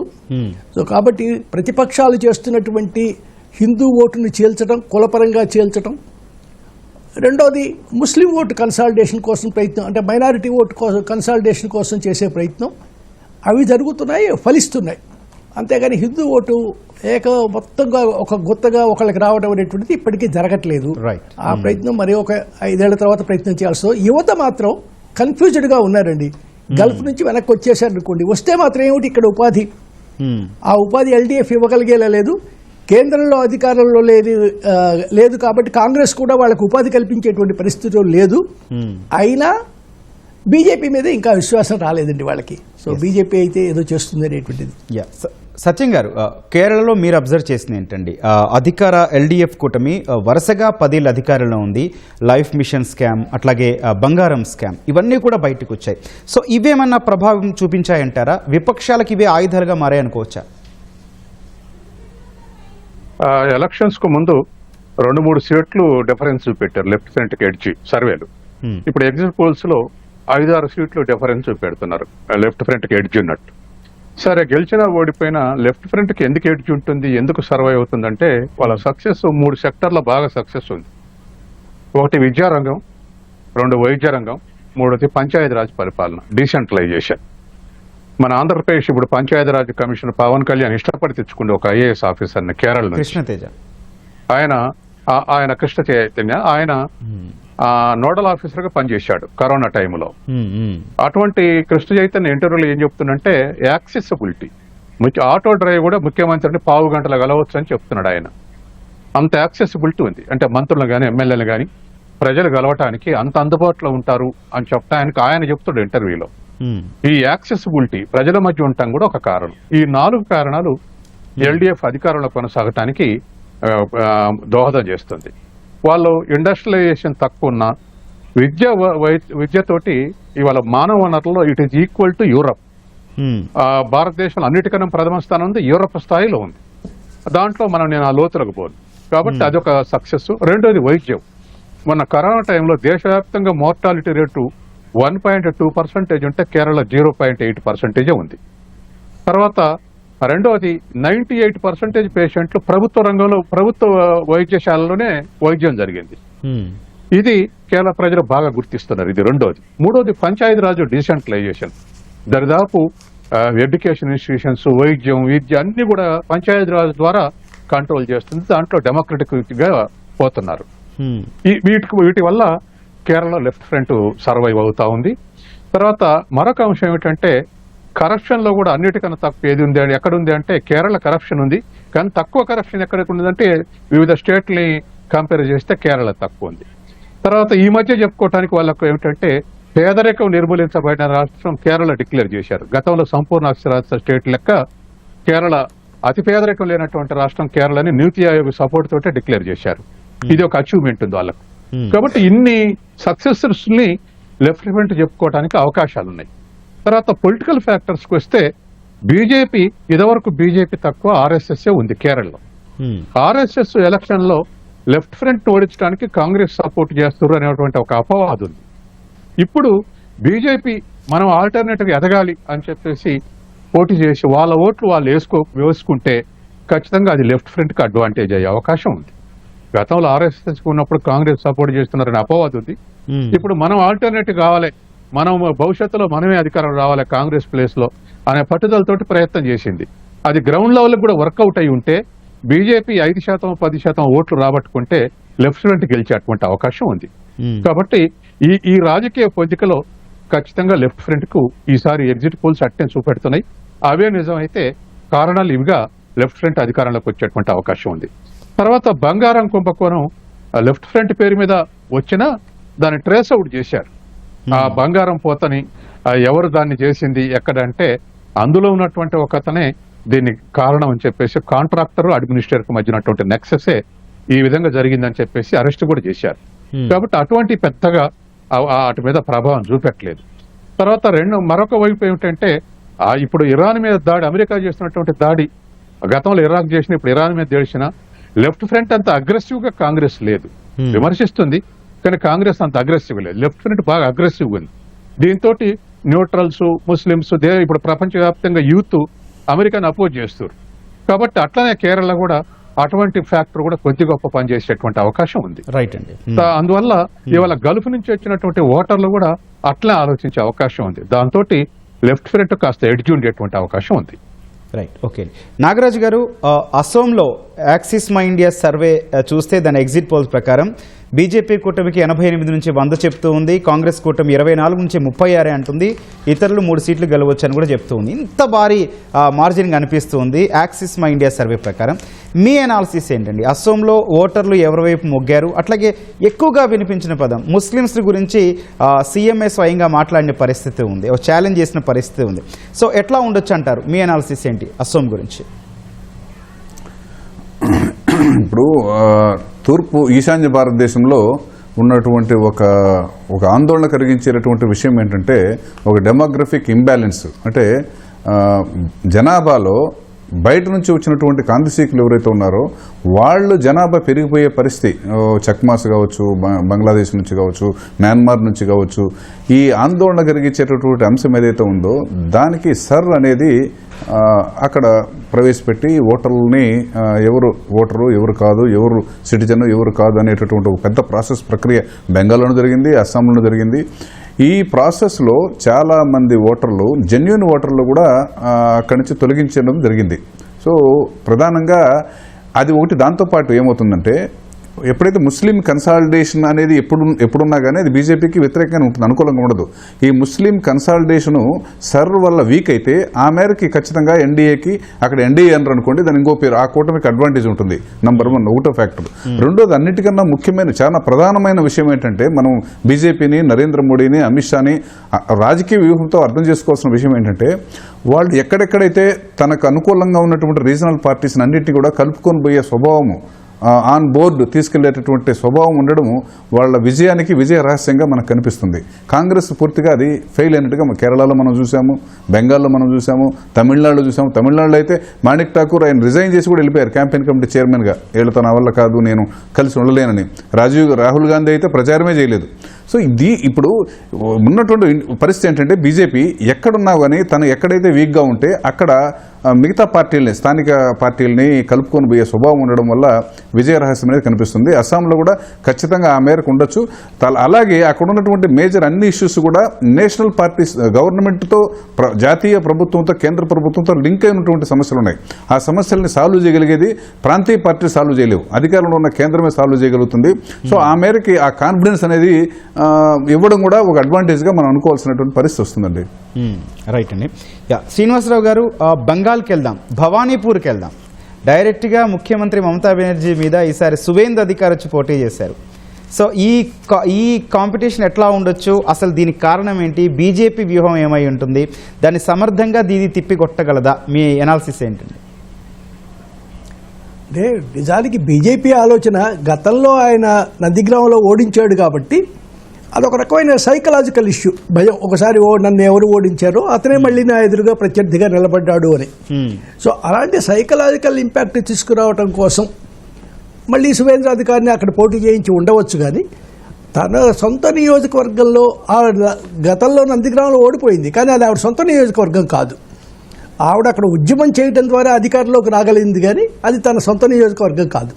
సో ఇప్పుడు సొంత నియోజకవర్గంలో ఓడిపోవటం అనేటువంటిది, ఓడించడం అనేటువంటిది మమతా బెనర్జీ చాలా కష్టమైన విషయం అండి. బీజేపీ ఎంత గట్టి ప్రయత్నం చేసినప్పటికీ కూడా, ఎందుకంటే ప్రజలతో నిరంతర సంబంధాలు ఉన్నటువంటి ఆవిడ మెయింటైన్ చేసినటువంటి పిఆర్ కానీ, ఆవిడ సిబ్బంది కానీ తన నియోజకవర్గం వరకు తను జాగ్రత్తగా చూసుకుంటుంది కాబట్టి ఏ మంత్రి చేసినా, ఏ ముఖ్యమంత్రి చేసినా. బట్ ఈసారి కూడా అక్కడ ఓడిపోతుంది అనేటువంటి ఆలోచన కొంచెం కష్టం చేయటం అనేటువంటిది, అక్కడ ఓడిపోతుందా అంటే. సో మిగతా సైకలాజికల్ వార్ కోసం ఆవిడ కొద్దిగా ఎక్కువ ఎఫర్ట్ అక్కడ పెట్టాల్సిన పరిస్థితి రావటం, 1-2 రోజులు ఎక్స్ట్రా దృష్టి పెట్టి అక్కడే ఉండాల్సిన, మిగతా చోట ప్రచారం చేయడానికి వీలు లేకుండా. ఎందుకంటే నందిగ్రామ్లో సువేందు మీద డైరెక్ట్ గా మమతాయే పోటీ చేసింది. ఇప్పుడు మమతా నియోజకవర్గం భవానీపూర్కి సువేందు అధికారి వచ్చారు. ఎందుకంటే బెంగాల్లోనే ఈ పాలిటిక్స్ ఎందుకండి? అంటే వాళ్ళ వ్యక్తిగతమైనవి కావండి ఇవి, పైనుంచి వచ్చినటువంటివి. అంటే బీజేపీ చేస్తున్నటువంటి ప్రయత్నాల్లో అక్కడ ఓడించాక కదా, బీజేపీ నందిగ్రామంలో ఆవిడ ఓడించాక కాబట్టి అక్కడ ఓడించిన వ్యక్తి మళ్ళీ నేను ఇక్కడ ఓడిస్తాడు. ఇది ఒక రకమైనటువంటి మానసికమైనటువంటి యుద్ధం ఇది. సో కొద్దిగా గొప్ప ఇప్పుడు ఆవిడ గెలవటం కోసం భవానీపూర్లో కొద్దిగా ఎక్కువ రోజులు ఉండాల్సి వస్తుంది, ఎక్కువ సమయం కేటాయించాల్సి వస్తుంది. సో ఆవిడ మొత్తం మీద ఒక రకమైన ఒత్తిడి ఆవిడలో సృష్టించడం, దానివల్ల ఎక్కడైనా తప్పుడు మాటలు మాట్లాడుతుందా, ఎక్కడైనా పొరపాటు ప్రవర్తన, ఆవిడలో ఏదైనా పొరపాటు ప్రవర్తన కనిపిస్తుందా, అలా కనిపించినప్పుడు దాన్ని విజువల్ తీసేసి సోషల్ మీడియాలో పెట్టేస్తారు. చూడండి ఈవిడ ప్రవర్తన ఎలా ఉందో, ఈవిడ ఎలా మాట్లాడుతోందో, ఈవిడ ఆరోగ్యం, ఇలాంటివి సైకలాజికల్ వార్ కోసం తీసుకున్నటువంటి ప్రయత్నమే. కానీ నిజంగా అక్కడ ఓడించి తీరతాము, నిజంగానే ఓడిస్తామనే నమ్మకం బీజేపీ కూడా ఉంటుంది అని నేనైతే అనుకోవట్లేదు. Right sir, okay. మల్లికార్జున్ గారు మీరు చెప్పండి, తమిళనాడు వెళ్దాం. తమిళనాడులో డిఎంకే కూటమికే అధికారం అని చెప్పి కూడా ఎగ్జిట్ పోల్స్ చెప్తున్న పరిస్థితి. అయితే తమిళనాడులో ప్రత్యేకించి జాతీయ అంశాలు ఎక్కువ ప్రభావితం చేస్తాయా, లేకపోతే స్థానిక అంశాలు ఎక్కువగా ప్రభావితం చేస్తాయా?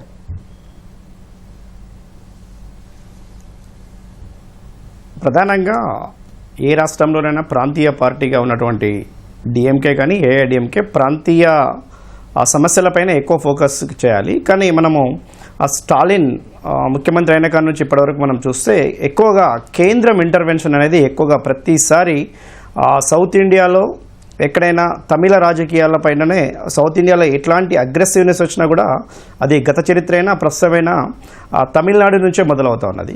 కనుక కేంద్ర ప్రభుత్వము డైరెక్ట్ ఏఐడిఎంకేకు అక్కడ నాయకత్వ లోపం ఉండడంతో ప్రతిదీ కూడా డిఎంకేను అటాక్ చేసే దాంట్లో స్థానిక నాయకత్వం కంటే కూడా మోడీ, అమిత్ షా లాంటి వాళ్ళు మాత్రమే ఎక్కువగా ఇనిషియేటివ్ తీసుకున్నట్టు కనిపిస్తూ ఉన్నది.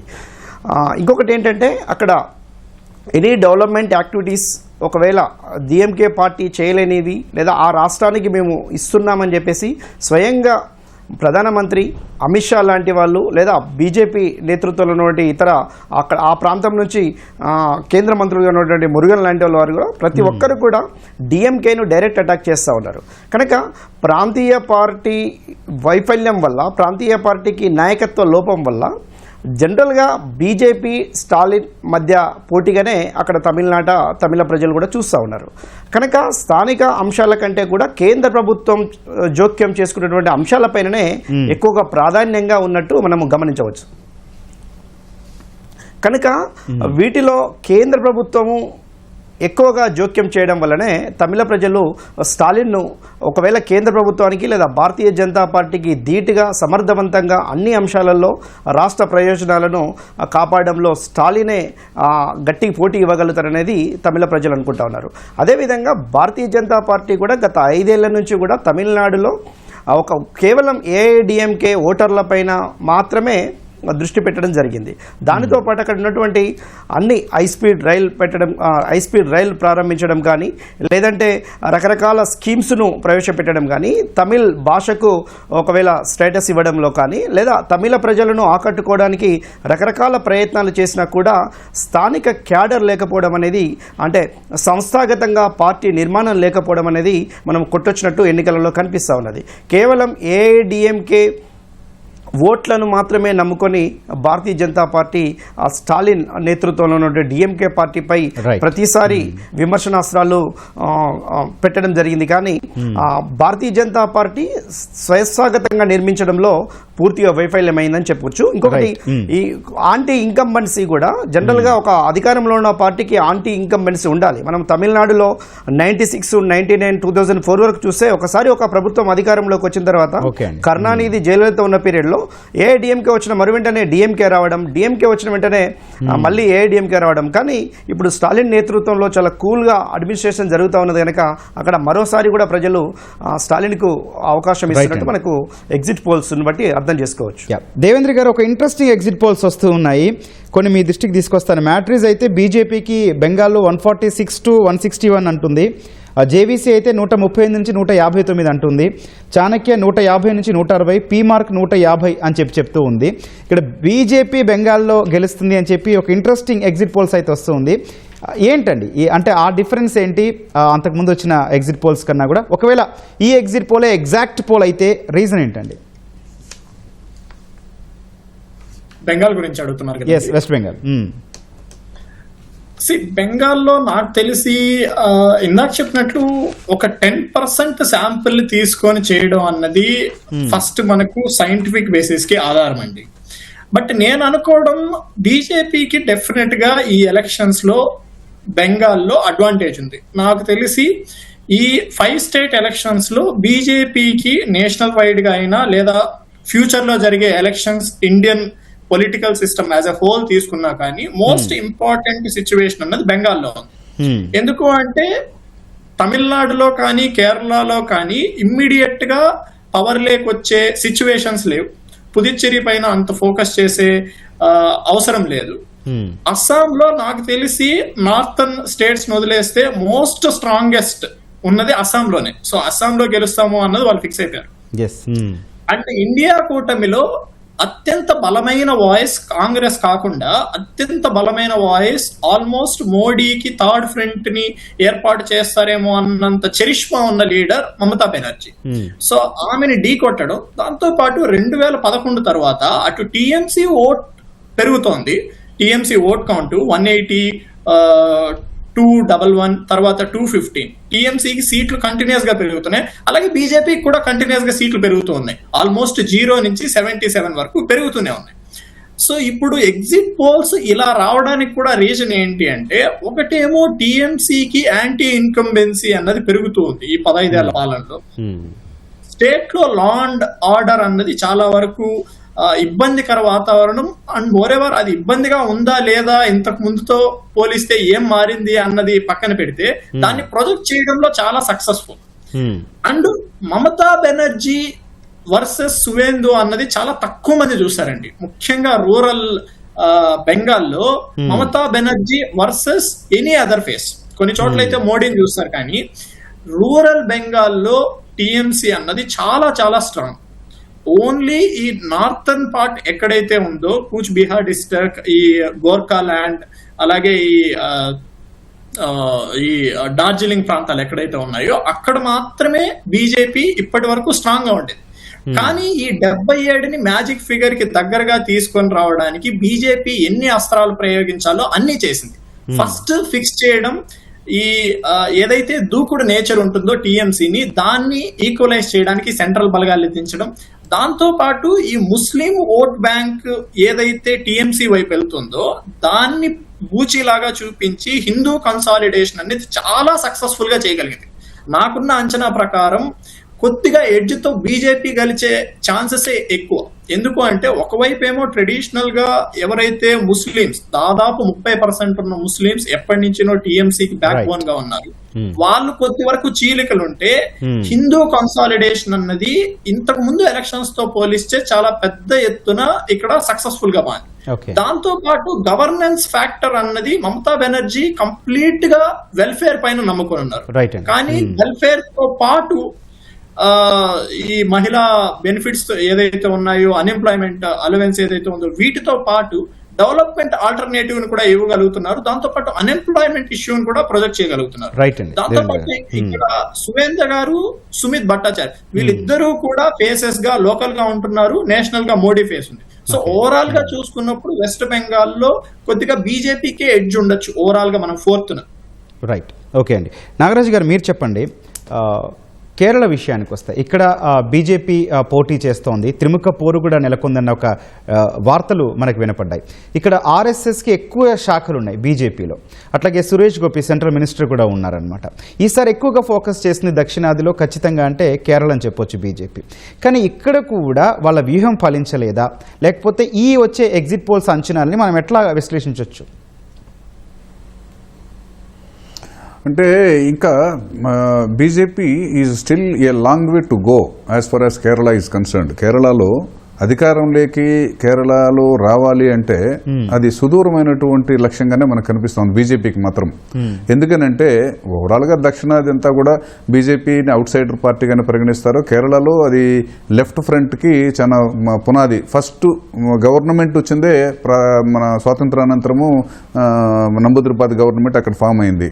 సో అప్పటి నుంచి కూడా లెఫ్ట్ ఐడియాలజీకి ఒక ప్రధాన భూమిక ఉన్నటువంటి కేరళలో బీజేపీ వెంటనే అధికారంలోకి రావడం అనేది అది సాధ్యమయ్యే పని కాదు. కాకపోతే ఇందులో నోటబుల్గా మనం గుర్తించాల్సింది ఏంటంటే, ఒక Christian community outreach program అనేది నరేంద్ర మోడీ గారు చేపట్టడం జరిగింది. అందులో ఈ సిరియన్ క్రిస్టియానిటీ అనేది వాళ్ళు ఏమన్నారంటే, మీ డిఎన్ఏ మా డిఎన్ఏ ఒకటి అన్నారు. చాలా విచిత్రం ఏంటంటే, ఈ క్రిస్టియన్ కమ్యూనిటీలో అందులో ఉన్నటువంటి కులాలు, ఇప్పుడు కులం నుంచి తప్పించుకొని క్రిస్టియానిటీలో చేరదాం అనుకుంటే అందులో కులాలు ఉన్నవి అన్నీ ఇన్ని కాదు. బ్రాహ్మణ కులాలు, ఇంకో కులము, అందులో దళిత కులాలు, ముస్లిం కులాలు అందరూ పోయి అక్కడ చేరిపోయారు. వీళ్ళేమో మీ డిఎన్ఏ మా డిఎన్ఏ ఒకటే అని అన్నారు. అంటే దాని అర్థం ఏంటంటే, బ్రాహ్మిన్స్ ఉన్నత కులాలుగా ఉన్నటువంటి వాళ్ళు క్రిస్టియన్స్లో ఉన్నాము, మేము ఒకటేనని మెసేజ్ కూడా ఉంది. అంటే ఈ క్రిస్టియన్ అవుట్ రీచ్ ప్రోగ్రామ్ అనేది ఒకటి చేశారు. అందుకే నియర్లీ 30% ఆఫ్ కేరళ పాపులేషన్ అందులో క్రిస్టియన్స్, ముస్లిమ్స్ ఉన్నారు. వాళ్ళలో మెయిన్ టార్గెట్ ఏంటంటే క్రిస్టియన్స్ని చేశారు. సో అయితే ఇది సుదూరమైనటువంటి లక్ష్యం. అయితే ఇప్పుడు ఈ రెండు పార్టీలు మధ్య లెఫ్ట్ ఫ్రంట్ ఇటు యూడిఎఫ్ ఈ రెంటి మధ్య పవర్ ఆల్టర్నేట్గా అటు ఇటు వస్తూ ఉంది. అటు ఇటు ఎందుకు వస్తూ ఉందంటే ఒక బెటర్ ఆల్టర్నేటివ్ అనేది లెఫ్ట్ ఫ్రంట్ కన్నా ఇవ్వగలిగి ఉంటే కనుక యూడిఎఫ్ వచ్చే అవకాశం లేదు. వాస్తవంగా చెప్పాలంటే లెఫ్ట్ ఫ్రంట్కి యూడిఎఫ్కి విధానాలలో ఎటువంటి తేడా లేదు. ఎందుకు తేడా లేదు అనంటే మీరు గడిచినటువంటి యూడిఎఫ్ గవర్నమెంట్లో 30,000 కోట్ల రూపాయలు చెలువు చేయగలిగినట్టు అదానీకి కొన్ని ప్రాజెక్టులు అవార్డు చేశారు. అప్పుడు అదే ప్రాజెక్టులు విజయన్ కూడా కంటిన్యూ చేస్తున్నారు. అందులో చాలా ప్రాజెక్టులు కంటిన్యూ ప్రోగ్రెస్ అవుతున్నాయి. అంటే వీళ్ళు ఏంటి బేసిక్ గా చెప్తున్నారు, their policies are not in consistency with the things which are going on. So అది ఒకటి కనిపిస్తుంది. రెండోది ఏంటంటే ఒక అమెరికాతో ఒక ఎంఓయూ కుదుర్చుకుంది. ఇది మన ఇంజామ్ పోర్ట్ లో ఫిషింగ్ సంబంధించినటువంటి హార్బరింగ్ అది చేస్తే కనుక వేలాది మంది అక్కడ ఉన్న ట్రెడిషనల్ ఫిషర్మెన్ ఉపాధి కోల్పోతున్నారు. సో ఈ పాలసీస్ లో ఏమాత్రం తేడా లేకపోవడం వల్ల అక్కడ ఉన్నటువంటి ప్రజలు యూడిఎఫ్ కి ఎల్డిఎఫ్ కి అటు ఇటు ఆల్టర్నేట్ అయ్యే పరిస్థితి ఖచ్చితంగా ఇంకా రిజల్ట్ రావాలి. వస్తే మొత్తం చూద్దాం. శ్రీనివాసరావు గారు, పుదుచ్చేరి కేంద్రపాలిత ప్రాంతం దాని గురించి మాట్లాడదాం. పుదుచ్చేరిలో ఎట్లాంటి ఫలితం ఉండే ఛాన్స్ ఉంది? ఎగ్జిట్ పోల్స్ ఇక్కడ బీజేపీ కూటమికే అధికారం అని చెప్తూ ఉన్నా కూడా అక్కడ సీఎం రంగస్వామి పాలన ఎట్లా ఉంది? అట్లాగే ఈసారి రాష్ట్ర హోదా కూడా వాళ్ళు డిమాండ్ చేస్తున్న పరిస్థితి ఉంది. ఓవరాల్గా మీరు అబ్జర్వ్ చేసింది ఏంటండి పుదుచ్చేరి గురించి? పుదుచ్చేరిలో ముఖ్యమంత్రి రంగస్వామికి ఉన్నటువంటి ఇమేజ్ చాలా గొప్ప ఇమేజ్ అండి. అంటే అతను జరిపినటువంటి అడ్మినిస్ట్రేషన్ కానీ జనానికి ప్రజలకు అందుబాటులో ఉండటం కానీ ఇది ఆ రంగస్వామి ఇమేజ్ వల్లనే మిగతా ఎలక్షన్ రిజల్ట్స్ అన్నీ వస్తున్నాయండి. వ్యక్తిగతంగా అతనికి ఉన్నటువంటి ప్రజల్లో ఉన్నటువంటి పలుకుబడి దానివల్లనే గెలుపు. బీజేపీది అక్కడ పాతుకుందా లేదా అనేటువంటి పక్కన పెడితే ఆయన లేకుండా, ఆయన వ్యక్తిగతమైన లేకుండా ఉండదండి. ఇక ఎలాగైనా సరే పాండిచ్చేరి అనేది కేంద్రపాలిత ప్రాంతం, కేంద్రం నుంచి మద్దతు సరిగ్గా లేకపోతే అక్కడ మనుగడ సాగించడం కష్టం, ఏ ప్రభుత్వం అయినా ఏ అధికార ఇదైనా సరే. కాబట్టి కేంద్రంతో అనుకూలంగా ఉండేటువంటి పార్టీతో ఓటు వేస్తే మంచిది మనకి, పాండిచ్చేరిలో అభివృద్ధి కార్యక్రమాలకనే ఆలోచన కూడా ప్రజల్లో రావటం వల్ల పరిస్థితులన్నీ కూడా ఎన్డీఏకి అనుకూలంగా మళ్ళుతున్నాయి. డిఎంకే కూడా దాని మీద పెద్దగా ఇది లేదండి, దృష్టి పెట్టట్లేదు. తమిళనాడు నిలబెట్టుకోవడం మీద ఉన్న దృష్టి వల్లనే దాంట్లోనే పెట్టింది, కానీ పాండిచ్చేరిలో గెలుద్దాం అనేటువంటి పెద్దగా అలాంటి దృష్టి లేదు. కాబట్టి సులభం అవుతూ ఉంటుంది. ఇది రంగస్వామి గెలిపే, బీజేపీ గెలుపు కన్నా కూడా ముఖ్యమంత్రి రంగస్వామి గెలిపింది. ఓకే, రైట్ అండి. సత్యం గారు, ఓవరాల్గా ఈ ఎగ్జిట్ పోల్స్ ఎగ్జాక్ట్ పోల్ అయితే గనక రేపు మే 4న వచ్చే ఫలితాల్లో ఇదే తీర్పు గనక స్పష్టమవుతే దేశ రాజకీయాల మీద దీని ప్రభావం ఏ విధంగా ఉండే అవకాశం ఉంది? 4 రాష్ట్రాలు ఒక కేంద్రపాలిత ప్రాంతం అయినప్పటికీ కూడా ఎస్పెషల్గా ఎన్డీఏ కూటమికి దీనివల్ల ఏమైనా నష్టం కానీ లాభం కానీ ఉంది అని అంటారా? ఖచ్చితంగా ఎన్డీఏ కూటమి అడ్వాంటేజ్లు ఉంటుంది. ఎందుకంటే అస్సాం, పుదుచ్చేరి ఎట్లా గెలుస్తారు, బెంగాల్ గెలిస్తే ఖచ్చితంగా ప్రతిపక్షాల నుంచి 42 పార్లమెంట్ సీట్లు ఉన్నటువంటి బెంగాల్ వాళ్ళ విషయం అయితే మరొక అడ్వాంటేజే కదా. ఇప్పటివరకు అది కాంగ్రెస్ కూటమిలో ఉన్నటువంటి రాష్ట్రం కాబట్టి మరొక 42 పార్లమెంట్ నియోజకవర్గం ఉన్నటువంటి ఇది వాళ్ళ విషయం అవుతుంది. తర్వాత అట్లాగే కేరళ, అది యూడిఎఫ్ ఎల్డిఎఫ్ అని ఇప్పుడే చెప్పలేము, కానీ ఏదేమైనా అది యూడిఎఫ్ ఎల్డిఎఫ్ నుంచి ఎటు షిఫ్ట్ అయినా ఒక ఫ్రంట్ ఉన్నటువంటి సీట్లే కాబట్టి అది అడ్వాంటేజ్ గా తీసుకోవాల్సినటువంటి అవసరం లేదు. తర్వాత తమిళనాడు అనేది కూడా ప్రతిపక్ష రాష్ట్రమే, మళ్ళీ అది గెలిచినా అట్లాగే ఉంటుంది. కాబట్టి ఖచ్చితంగా ఇప్పుడు వచ్చే రిజల్ట్స్ మనం ఇప్పుడున్నటువంటి ఎగ్జిట్ పోల్స్ ఎగ్జాక్ట్ పోల్స్ అయితే it must be definitely advantage to NDA BJP. కాబట్టి సహజంగానే అది ఎన్డీఏకి అనుకూలం అని చెప్పేసి అనుకునే అవకాశం ఉంది. తర్వాత చెప్పండి సార్. ఇప్పుడు అట్లాగే తమిళనాడు కూడా బిగ్ స్టేట్, కానీ ఆల్రెడీ ఉన్నది డిఎంకే విషయంలో ఉన్నది, ఇప్పుడేమో కొత్తగా వచ్చేది కాదు, పోయేది కాదు. కాబట్టి కేరళ, తమిళనాడు వచ్చేది లేదు, పోయేది లేదు. అది యూపీఏ కూటమిలో ఉన్నటువంటి రాష్ట్రాలు, ఆడ మార్పు జరిగిన అదే. తర్వాత ఇక్కడ ఖచ్చితంగా బెంగాల్ కొత్తగా వస్తుంది.